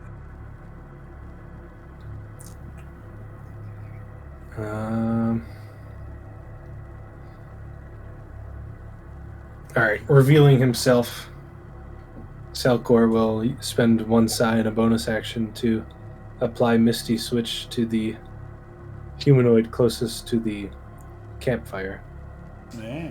And using that connection, he will use Shocking Grasp, which has advantage on the attack roll if the target is wearing armor made of metal. Okay, that is indeed the case. All right, that is a hit. For 2 whole damage, and it can't take reactions. Oh shit! And he's Misty Swatched. Dude, I just realized that Revocatus somehow having healing magic would be really good if you think Yeah. about it. I didn't think about that. Maybe that's part of the ally focused. Yeah, that might be taking spell slots from the cleric or whatever. All right. So he's shocked. He ain't doing much. Do I want to go anywhere closer to the creature is the question. No, I think he'll just go here. All right, Murgloth. It is your turn. Your blows have been undone against the one before you, and you've sustained multiple wounds, though your cursed blood now fouls the air and makes things a little less painful for the moment. Your head, though, it still aches. The beast pushes the humanoid in front of him in order to get easier access to the cleric. All right, you doing the whole bonus action shove? Yeah, bonus action shove. Ooh, that's gonna work. All right, you're gonna send him right back into the tent, multiple feet on that crit fail he just did. You will be the next to you are anointed. I can't believe he just used us. You did. That's a hit. We smashed him with that maul. Dude, that's a hit. Woohoo! That's 11. Corrupts and crushes, crumples, and other words that begin with C. Craps right into the wooden chest behind her, dead on contact. Yes! Yes! And it swirls around. Now suddenly aware that there are others. And that's my bonus. That's my whatever. He's in the tent. Is he? I can't see him, so Yeah. can he react on me? He's pretty far, so no. He cannot Okay. react. So beholding the others, Murgaloth looks, well, maybe with a high enough insight, you can say he looks like he's confused, like what's going on. But then, as if something rather irritating has just interjected, he goes, "Ugh," and lurches towards his last foe, deciding that we'll bother assessing the threat later. And he just puts himself in melee range. Let's see.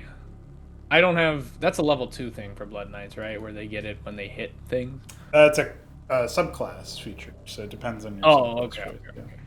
Do I want to use any of this? Not really yet. I prefer to save them. I have the 2.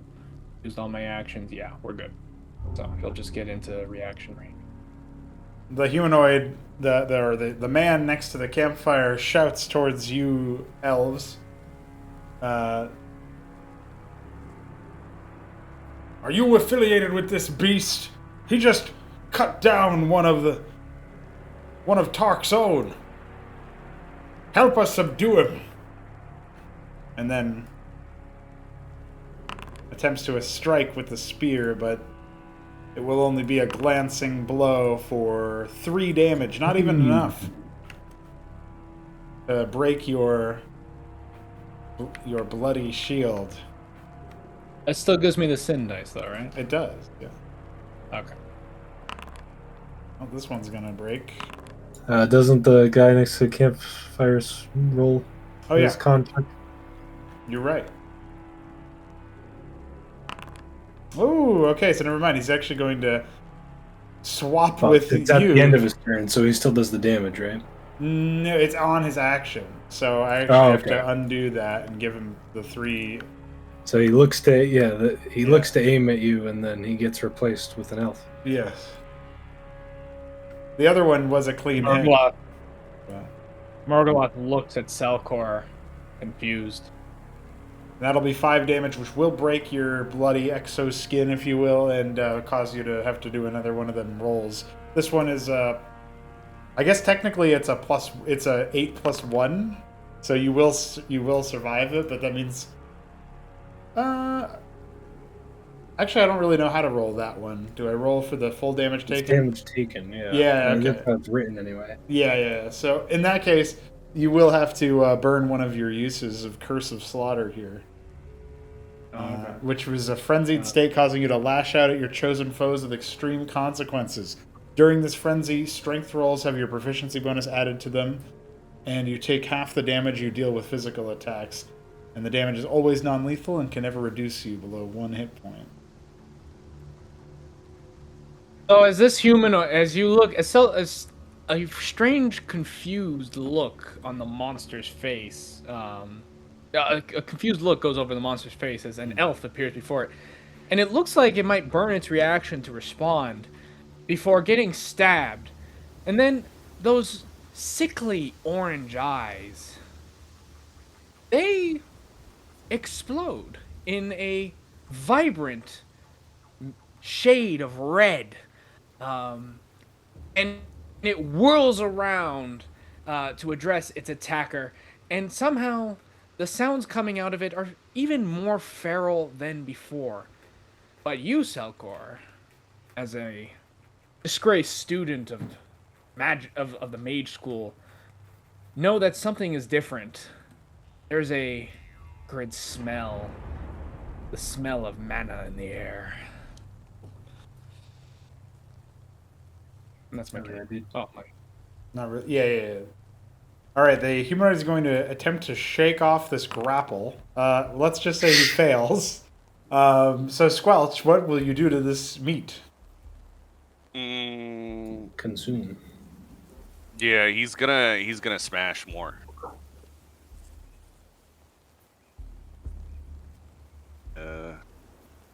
Roll, and I still have advantage because he's grappled. Yes, that's correct. All right, that's a hit. You get the same roll again, I think. I don't know what your grapple roll, like your athletics roll is, but I have to imagine it's very nice to not have to chance it every time. Yeah. All right. 7 damage this time. That's auto right. win. So this is how you should describe how you take this man out of existence, because you have defeated him. He is dead. He is about to be killed. I think he literally like picks this guy up by his head and then slams him down into the crate, and you know, a bit of a splatter occurs. Right. And probably some wood splinters as well. Yep. Just seasoning the meat. And then he yells, "All of you are meat."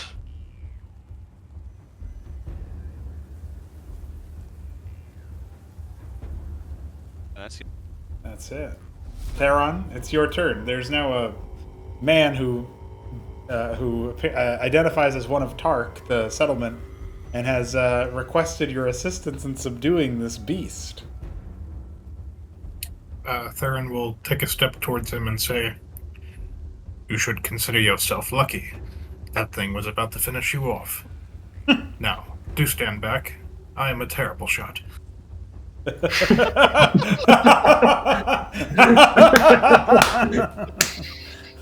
because he was trying to attack Squelch. Wink, wink. Now let's see who he attacks. Yeah, we'll ignore the Wink, part wink. where he said you should season the meat. Yeah. All right. So Theron will try to make it look like he's throwing a firebolt towards Murgloth, and he will quote-unquote miss sleight of hand and check. hit the other humanoid. Yeah, you should do a sleight of hand check, but you have advantage on it because you've missed his AC. Well, actually, let me see something. Yeah, you missed both of their ACs, so Oh, I see. That's cool. yeah, so you'll have advantage on your sleight of hand check to Because you suck. Because you're actually a terrible shot. because in this moment you were maybe not a great shot. Hell yeah! All right, so Lying. roll that damage, and we'll have it for this guy. Another 3. As you singe him, and he shrieks. The other man looks at you accusatorily. Theron will shrug. I wasn't lying. All right. Oh wait, is that actually the end of your turn, Theron? I should have asked you. I gotta let you hit the button. You go. The end of your turn. Yeah, I guess so. All right. We have Squelch in a funny spot in the initiative, so we'll just keep doing that. If we need another turn in Cellcore, it's now your turn, and you're very close to this, frenzied and cursed and absolutely foul-smelling creature.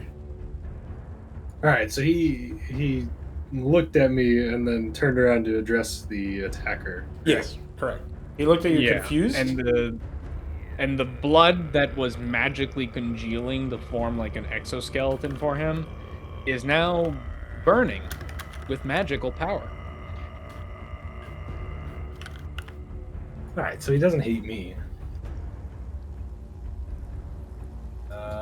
Question is, would Cellcore be willing to risk it? With the monster's probably on his last legs in his eyes. Yeah, he would let the monster live for a bit. Was Theron speaking loud enough for everyone to hear that he's a terrible shot? No, it's the din of battle. It was a private conversation. It's raining. I mean, he was like speaking generally aloud to Yeah. the guy next Right. to him. I- Whether or not you can yeah. hear that over a shrieking Fojag is up to you. That's Yeah. true. The smell is too loud. Yeah. I say that sometimes here. If it's too dark, I say, "Oh, sorry, I can't hear you." Stepping to the side of Murgloth and in front of the humanoid, he will look at the humanoid and say, "Oh, it seems my brother hit you with his fire. Let me do what he could not." And he will attack Oh the shit, humanoid that's a hit. for 9 damage. Oh shit! You That's just pretty good. you just slam your you just slide your rig. Well, I don't know. I don't know how you do it. You tell me, because that's exactly enough to 100 to 0 that guy. Not quite 100, but almost 100 to 0 that guy. Can I see the burn mark? Yeah. So starting from the burn mark, he's going to slice outwards in many paths through his body, and then he's going to turn his back briefly to Murgloth. Maybe not his back, but he'll turn his head to the humanoid next to his brother and say, "I'm sorry, but he really is a terrible shot." And then, let's see. I have enough. And then he will step forward, assuming that Murgloth does not attack of opportunity him. Morgloth uses his reaction to scream in rage, and all you hear is, "Stop screaming!" That's really good, because Alright, well, everybody that's else not is just attack going to of assume he's opportunity. talking to himself. He's going to walk up to the guy that he switched with, and he's going to shocking grasp him. Yeah, bonus action Psy, right? So yeah, lose a psi, so he's got 2 psi right now. Yep, it's advantage because he's wearing metal armor, remember? Alright, you do pass. So it'll be full 2 That's damage. The exact same. Yeah, that's the same thing that happened to him before, and he just assumed it was the electrifying aura of this bizarre creature. And he can't do any reactions, but I don't know if you have enough movement. No, I was just trying to fix something on my screen. Oh, you actually do have enough movement. You only moved 5 squares to get there. Well, I was accounting for the table being in the way. That's around it. That skirts around it. That's not like a... You moved Oh, 10 I guess yeah. you're right. Yeah, no, you're right. I just didn't do that. So if you wanted to just like walk away and with like a... No, he'll stay there. Yeah, okay. Fair enough. Alright. And then Murgloth, as there's soon only as one Murgloth- man left. As soon as Murgloth's turn starts, he will reflexive riposte with him to bring him a little bit closer to his final target. Oh, good call, because Morgloth charges forward. As soon as you start moving, you find yourself, inches away from this man. Strange magic seems to bring you right there to him. Too enraged to be shocked. Morgloth just continues barreling forward, and bonus action fucking shoves him to push him onto his back. So wait, you're doing another one of them grapple checks? Okay. Yeah. Well, this guy rolled the same roll twice, but he was destined for failure either way. So you shove him onto his back. And with a frenzy, he brings down the maul. Damn. Yep, that'll His do head it. goes pop, right? Yeah, tell me how you're doing it. Is it So- alright on his head? Yeah, it's right on his head. That thing fucking pops. And as that happens, the blood all across Murgloth ignites in hellish fire, but it does not burn. No, in fact, it's the opposite. It closes his wounds as he uses ultimate grit to restore his health. Well, first you Now- take 5 damage from your curse, right? Yeah. Yeah. Yeah, so is it 5 damage? Yeah, It's half like of what you did, yeah. But it's non-lethal, Okay, so okay. whatever that means. Oh, and he in also this got context. +2 damage on that, so it's actually 12 BTW. Oh, okay. So then you would take one more, right? There we go. All right. One so you're at health. one baby. health, and well, I can't reduce you below this, so that's fine. And then I'm gonna also say, and this is for you to enjoy the synergy, that the Curse of Slaughter damage counts for Sin Dice. So I think that Hell puts you at yeah. 4, or I don't remember how many. I guess it's Well, 5, right? I think it's 5. Because you got hit with 4 of the spears. You got hit with spears 4 times, I think. So that'll be 5. Now how do I? What's the Sin Dice value again? I can't see it. Maybe I'll It's spend the dice to 1d12. gain. I think at level 1 it's probably 4. Where do I find the actual value? Yeah, that's a good They question. flow, connection. Well, what does it say when you hit the? Oh, it's D6. So when you click healing, Oh, it shows oh. you a D6. Yeah. Okay. Wait, I can Uh, click healing? There's a healing Is it on blood the. cat? No, it's on the. Oh, okay, other okay. one. I thought that was my weapon because it's 2d6 for the other ones. Yeah, that It's makes sense. Yeah, so it's 2 you or take more half sin of the dice. result You can gain temporary HP, but with 3 or more, you can expend the sin dice and take half the result as full healing instead of temp healing. Well, on a Okay, successful so yeah. attack. So you'd probably be using Ultimate Grit here, and you would use 5d6 instead of. Okay. You would roll 5d6, and it would be actual healing. So you probably wouldn't roll the healing with that. You just roll 5d6, and I'll add half of that to your heal. Okay, so half of that is 10, 11. That's pretty good. That almost brings you back up to full. Okay, so the maul goes down. This guy's head explodes, and you just see the skin of this creature rip itself open, fresh blood flowing down. But then, just as quickly as this blood, this vast amount of gore that should have fell any other beast, spurts forward. It ignites in hellfire, and the flames, they lick and they lap across its form, stitching the wounds back before your very eyes. The beast then, without any thought or restraint, plunges down further onto the humanoid, ripping and tearing into the guts as he says, There, your offering! Quiet now! Quiet! and he just keeps tearing and tearing and tearing, and it doesn't look like he's gonna stop anytime soon, as he just keeps brutalizing the corpse.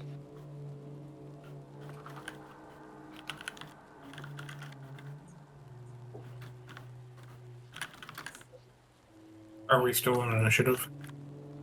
I think this could probably be a time where, Theron, you finish out the turn, and then we will, with whatever your choice is, and then we'll end the initiative track. Well, as the gore kind of sprays out from Murgloth, Theron will take a step back.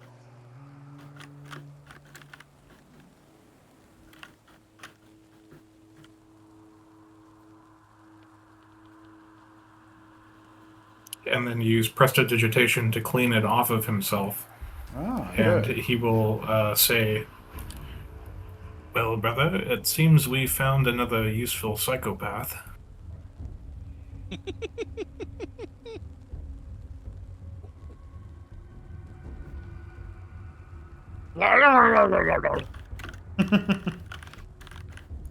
He's Yes, just a that- murloc. Another very hungry psychopath. Oh no, he's not eating. He doesn't. He's just, know yeah, he's just slashing. But But with his bare fist, he's just pummeling his Yeah. body until it pops in place. that. What does Squelch's first victim look like right now?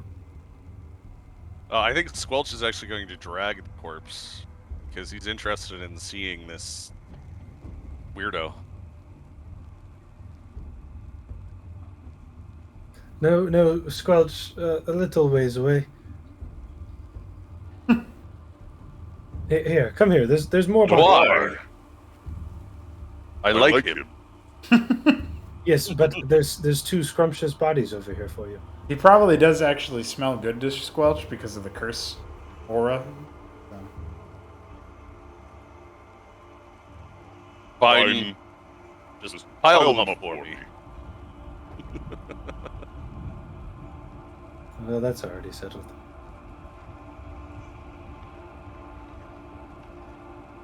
And then Squelch will begin eating all the corpses. You know, brother, I wish either of us had some sort of necromancy. I really want a horse, but they keep looking dead when we find them.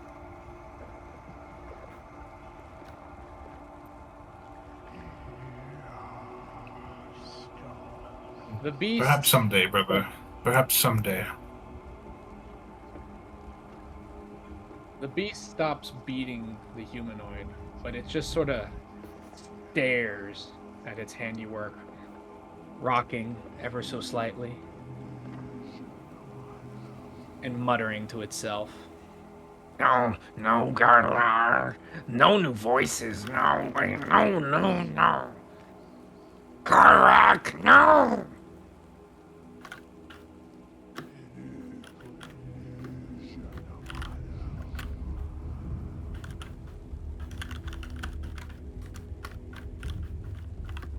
With a message to Murgloth, or the creature, since he doesn't know his name, Selklor will say, "You know, you should really do your best to calm down." We'll say it's oddly clear compared to the screaming. It's oddly calm and clear compared to the screaming that he's used to. Argala, for the first time, he was just taking blades to the back. And yeah, he would rear around angry, but he didn't, like, there was no fear. Margla flinches like a beaten dog as this new voice enters his mind. He says, "No, no voices, no!" And he slams his fist into the rock in anger suddenly. And he turns to regard the party now. You bring new ones?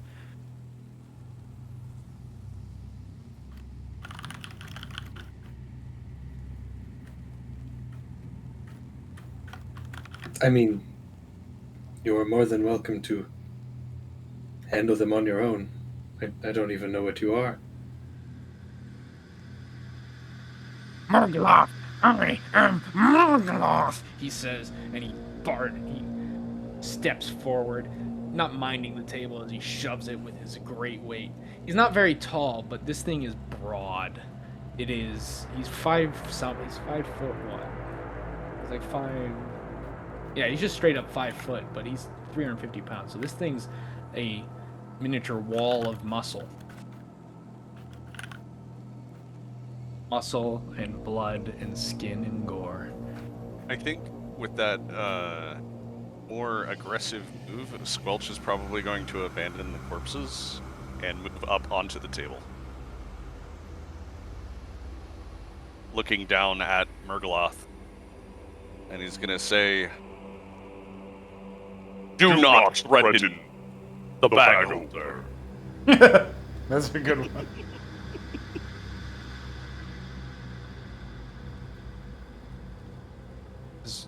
Murgloth looks up at Squelch. He's never seen an ooze, has he?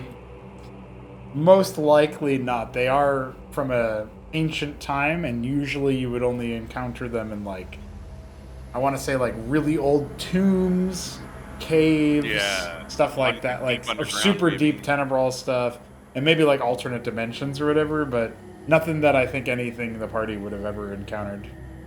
Any member of the party would have encountered prior to what is occurring today. Rain talk! Rain talk! Murgloth steps back. In response, Squelch is going to grow. Oh shit. He'll grow to encompass the whole table, and then some. That's right. Now, he wasn't sure who he was threatening, Squelch. No need to get superimposing. Selkor, the voice says, the bag holder, as you know him, says as he sits on a log with a newly found hand axe.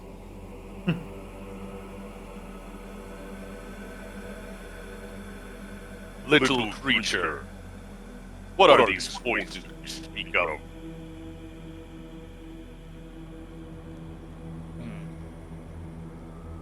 The Murglock, despite his initial fear at Squelch, calms down a little bit.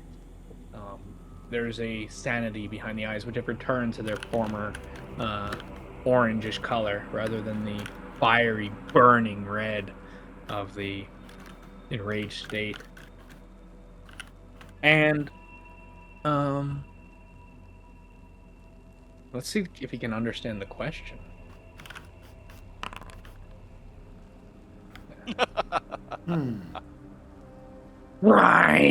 Tribe, scream! You bring more in mind. I don't want any. No more. No! I'd kill one more. Yes, kill to make them all quiet. With a message to Squelch, I don't know how he would do this. He would probably just message like the biggest mass of goop he can see. And he'll say, "You should ask him how that's going." I wonder what a message sounds like to Squelch. It's your voice, same.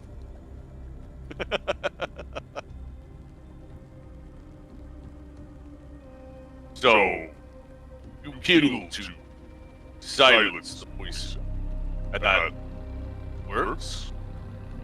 Never silent, no. But And suddenly he swings the hammer and smashes the rock. It cracks in several places with a thunderous sound. drown like water. Like flesh man in water.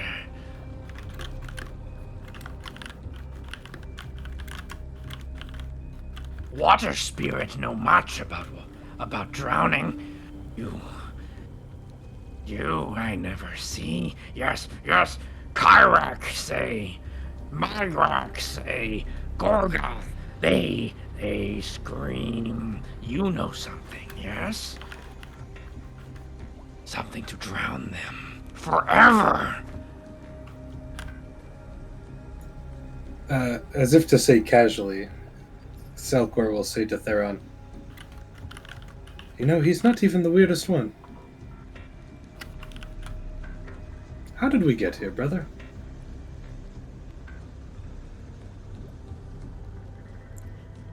Theron will shake his head and he will say, "As much as I like having fighters to assist us, I'm not too sure how we're going to pass off getting this one into the town." Yes, he seems like the kind of creature who stays outside. Do you think he would survive if we put him in the bag? I don't. The bag is mine. Yes, I don't know if the bag would be accepting as him as it was Squelch. Water spirit bag. The bag is mine. Now. But it's a sacred container or something. Yeah, Selkor's not quite sure yet. He hasn't had any time to rest and figure it out. Drown. Does bag drown them? Gorgoth is now stepping towards Selkor, the bag bearer.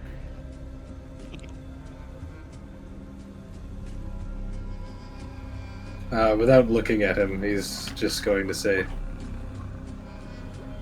"I don't think the bag is for you, and I doubt that you should get too much closer, lest you find out what he really does."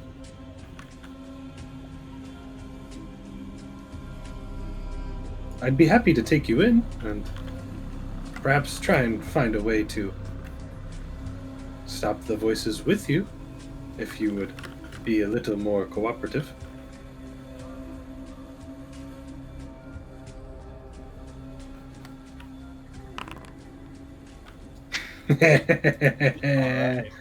Margoloth steps forward, inch and lean, and before anything violent can happen, he leans in, but he stops, and he smells you for a long, uncomfortable moment. And he says, Elf thing. You are elf thing. Yes. Girl. I presume you are not a Murgloth thing. I presume you are just Murgloth.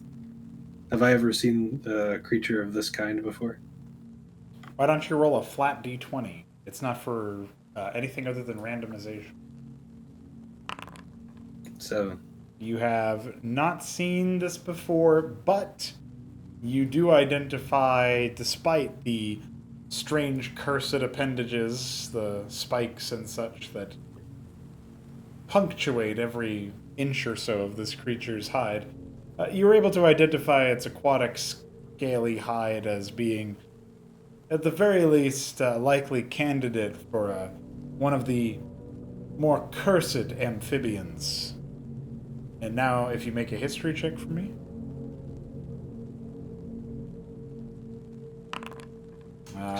You never were so. That's a 9. You never were so good at the book smarts. But My if you passive history is larger than that roll.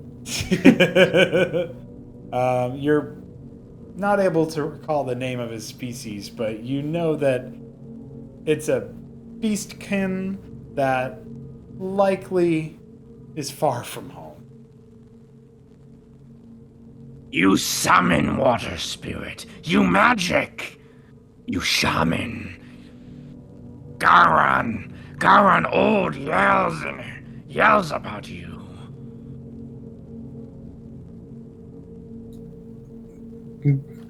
Yes, I suppose it does. What does it yell about me?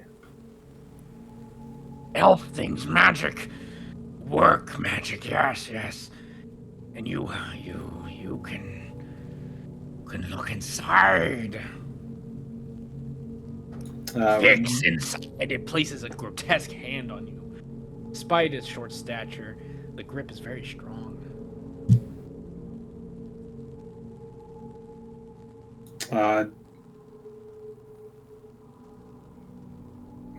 With a message this time, Selkor will say, "Yes, and that is my brother Theron.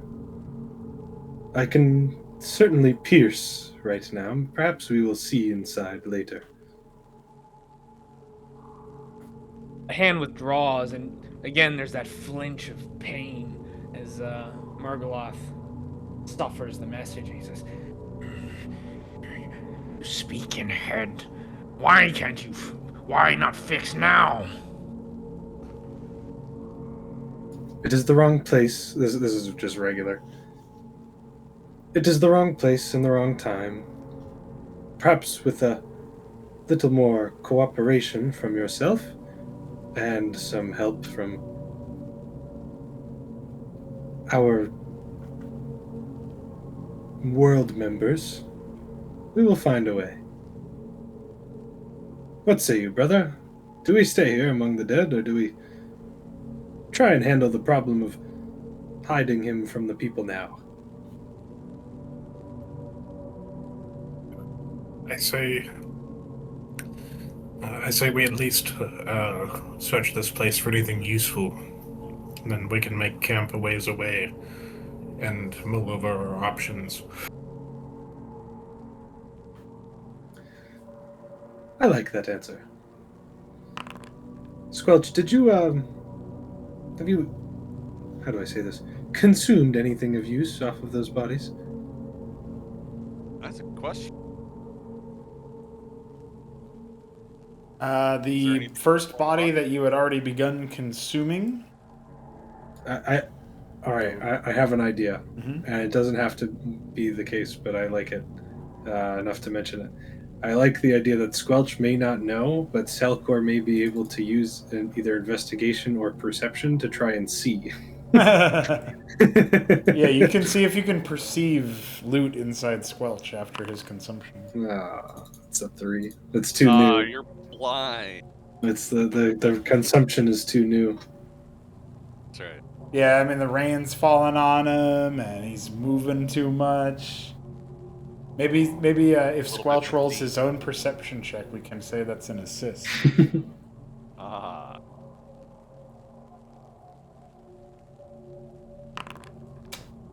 All right, never mind. Even worse. Inspiration, so it's a 10. Although I guess I'm proficient, so that's technically an 8 for me and a 4 from him, so it would be 12. But... Also, Murgloth mentioned going inside him. That's Squelch is an ooze. that's Yeah, a good he point. thinks he's a water spirit. Yeah, why can't a water spirit go inside him? Go inside and drown the voices. That's right. Yeah, he'll drown something. Around the blood. All right. You promised to fix Murgloth. Elf thing rare here. No one's harm. Yes, me and my elf brother will certainly fix your issue. I have the ability to tap within your mind's potential, and he is more magically inclined of altering or fixing things. So perhaps as a duo, we will find a way to silence those voices, yes? But not now. We must rest, we must gather power. Do you understand? You want to become big, strong, like Murgloth. Like me. In a manner of speaking. Murgloth help. Murgloth help so long as elf things. Quiet voices. Finally, quiet voices.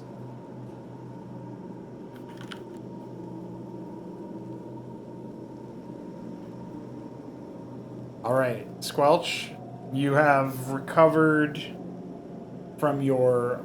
Actually, this is probably a good idea, a good time for everybody who's searching among the area, since that was what Theron said, should roll themselves an investigation check. And then tell me, if you guys can agree quickly among yourselves, how long you wish to stay here searching.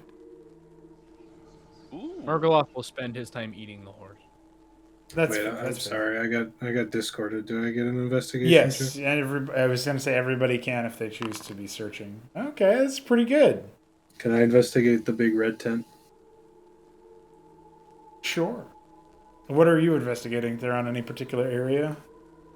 Obviously, the corpse is in Theron front is of you. checking this chest over here by the tent, and then the corpses by next to him. Is Squelch investigating himself? Squelch is investigating. I think he's probably going to investigate Murgloth. All right, well, Keeping an eye on the Hear bag. Murgloth right mutter. Why so loud still? Why? Killed so many. Usually so quiet.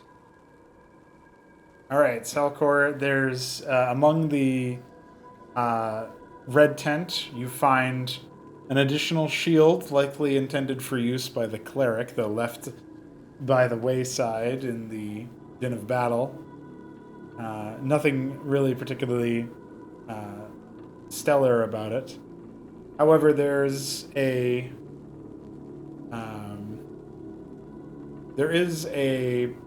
small bag, a pouch that contains 2 pieces of parchment with arcane runes on them. You reckon your brother would be quick to peruse those?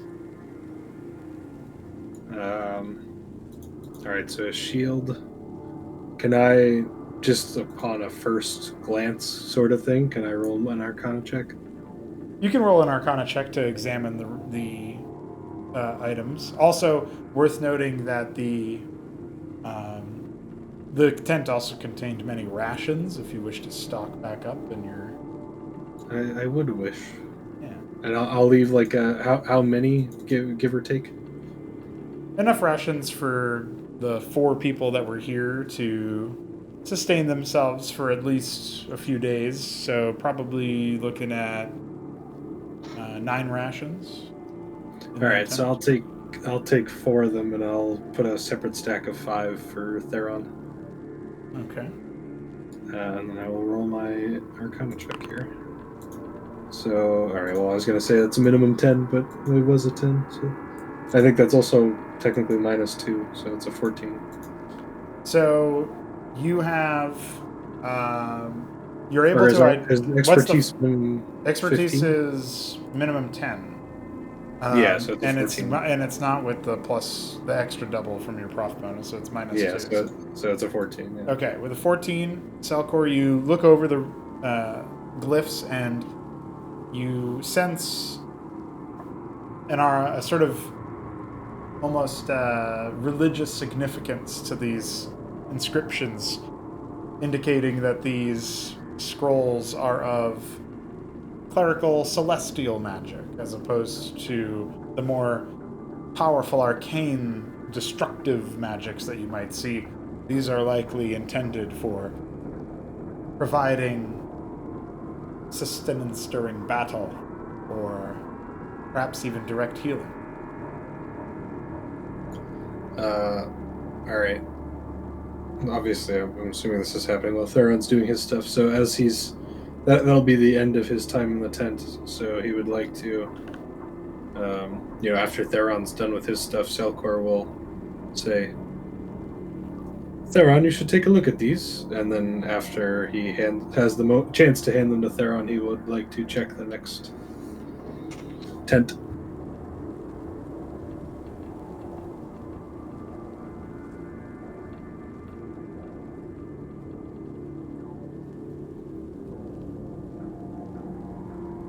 Alright, so I'm going to put them in Theron's inventory then, assuming Theron will take them, but first I will ask Theron as he's... What's up? I already added 5 rations. And the scrolls... I'm assuming you're Oh, going to throw those. I didn't add the scrolls yet. Yeah, because you don't know what they are, but will you look them over? Well, I don't think he would look them over now. I think he would put them away for later. Okay, so we'll say you have 2 scrolls in your inventory. I'm not going to make an item for them. Theron, you look to the... you look through the form of the crumpled cleric, and a particular piece of their equipment catches your eye. There's there's this pendant that exudes some kind of magic. You're sure of it, but it looks broken, shattered, yet still clearly possessing an element of magic that is intact. Perhaps even an element of regenerating magic. Would you like to appraise this item with an Arcana check? Let's see what we can see here. I will say that I think it's very funny that he found the artifact that my character would be interested in, and I found the scrolls that his character would be interested in. Yeah. So he'll end up giving me this as I give him the scrolls. Well, yeah, maybe we'll see. Because as you hand me those things, you see Theron looking at something, and he looks like he isn't really figuring out what it is, so he hands it to you. Well, I guess I'll walk over a little slower to this tent, and I'll roll an Arcana check, but I will let Theron finish with his investigation first.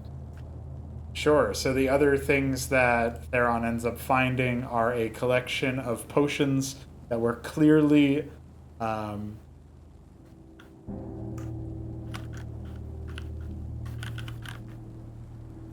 clearly a little bit too, they were not able to be consumed in the heat of battle, but a pair of them nonetheless are now available in your inventory, Theron. You recognize them as minor and sustained, respectively. Very nice.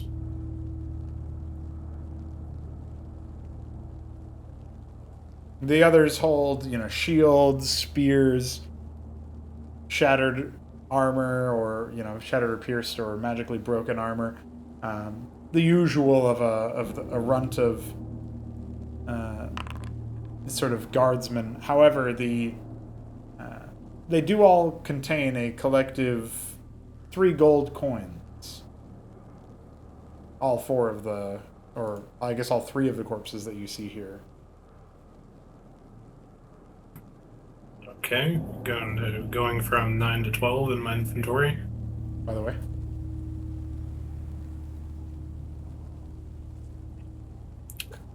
Argoloth has a constitution ability. What's he do? Ceases his eating and rises. Well, I'm sure Squelch will react normally to, or Murgloth will react normally to Squelch looking at him. Dirty 20, or dirty 18, sorry. Does Murgloth see Squelch looking at him? Do I always take away the extra 2 from expertise, no matter what? Yeah, it's always the way. Okay. Alright, so yeah, then dirty 18. And it's I don't know how to... you can't really, you might be able to give yourself a situational unbonus. I don't really know, but... I keep forgetting to even try it, so... Let's see. I just remember to, I just remember what skills I have yeah. expertise, and then I just keep it at proficiency. So for insight, hold on, for insight and for arcana, your passive bonus, you could just do a minus, or I guess a check bonus, you could do a -2, it looks like.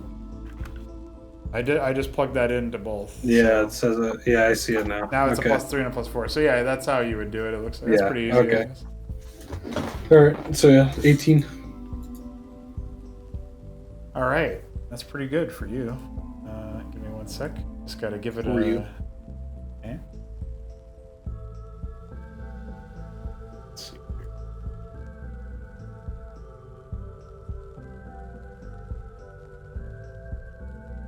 Does Murgloth see Squelch glowering at him? Yeah, is Squelch still staring at him? He's studying him. I guess the question is, what does Squelch get to see during the feasting of Murgloth? You gotta describe it a little bit. Well, Murgloth at first starts very violently, diving into the creature, occasionally just striking randomly at it, seemingly no purpose at all. Not tearing any flesh, not separating anything, just beating it, as if he doesn't have full control of his movements, and he's very twitchy. But as he continues, as he works his way out of it, eventually he starts to still, and instead of randomly twitching and jerking, he just breaks off chunks and devours them. He's eating a raw horse, so it's not exactly the most pleasant sight, but Squelch is also a monster, so he probably is not too bothered. And eventually Murgloth gains some semblance of control. He's not constantly shaking or rocking. Instead, he is just breathing heavily. Tension in his frame, but an older tension, a tired tension, as if this has been his normal for quite a long time. And he rises and he beholds the water spirit, and he says, You summoned by elf things. Why? You enjoy tenderizing. I just exult. You should be good now, 3 And and he looks thoughtfully. And that thought crashes and burns. Explain. Explain. Oh, about me being a water spirit? No, That's- tenderize. Dissolve. Magic words? No. Tenderize means to make them softer by striking. Dissolve I'm a is to- soft.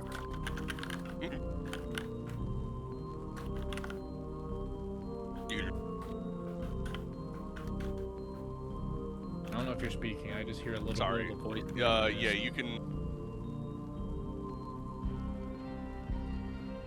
Oh.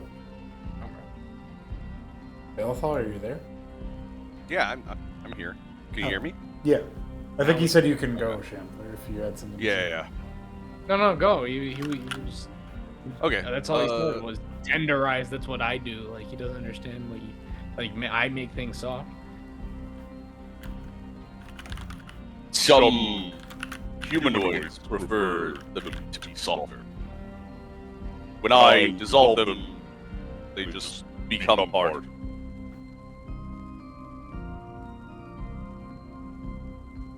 Like mud in water. You make them all blood cloud.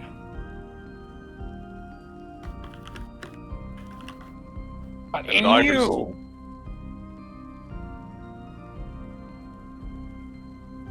Alright. I was not summoned by Selko. He is merely the back. Elcor not summon? Morgaloth says, somewhat angrily, he steps closer and he says, He not magic? Holy shit, we got a... Oh no, he very magic. He teleport all time. Very magic. Very magic. This is True. this is better than shoulder. Alex. The idiot. He go to port and tell I at port. What did? No voices at port. Am I present You for shut this, your talk. or am I still? Yeah, I in think this you're different hearing group? it, but we are past time, so we gotta leave it as a. I think we gotta leave it as a intra-party cliffhanger. All right, can we? Murkloth can understand. Can we leave the intra-party cliffhanger as Selkor Misty switching with Murgloth, expending 2 psi, and then telling Murgloth to move back?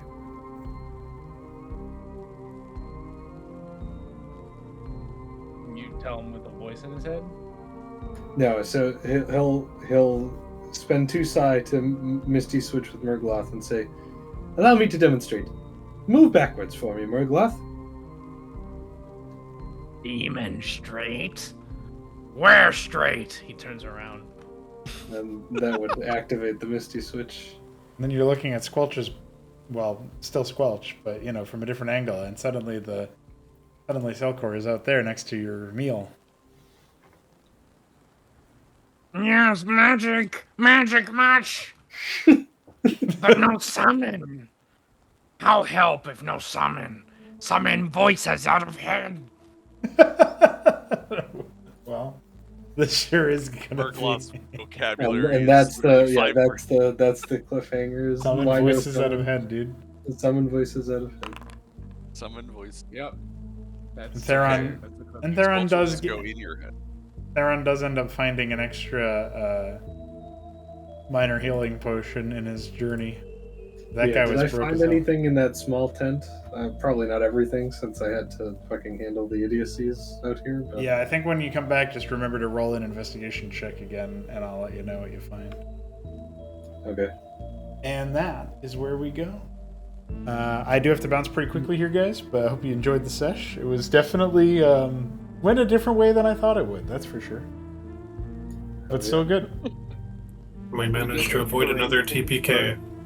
For finding a way not just to avoid the TPK, but also to both avoid the outright giant fight, but also avoid losing anyone. Yeah, it was impressive. Yeah, we in didn't the lose vector. anyone important. It was impressive in the vector that you took to get there. GG. Alpha, did you have any thoughts? Any impressions? Oh, this was fun. All right. I like the repeated theme among my characters and that they all want to be big. Everybody's got to be big, even Fizz. That's right. Fizz just needs to grow into a big dragon, okay? Yeah. He's just taking his time. They all. that is. I never really put that one together. Now you figure out how the Zazzle's the only Monarchy one crew who wants doesn't to want be to become big. big. You know, really go somewhere. Did you boys? Zazzle instead probably wants Did you- his dinosaur to become big.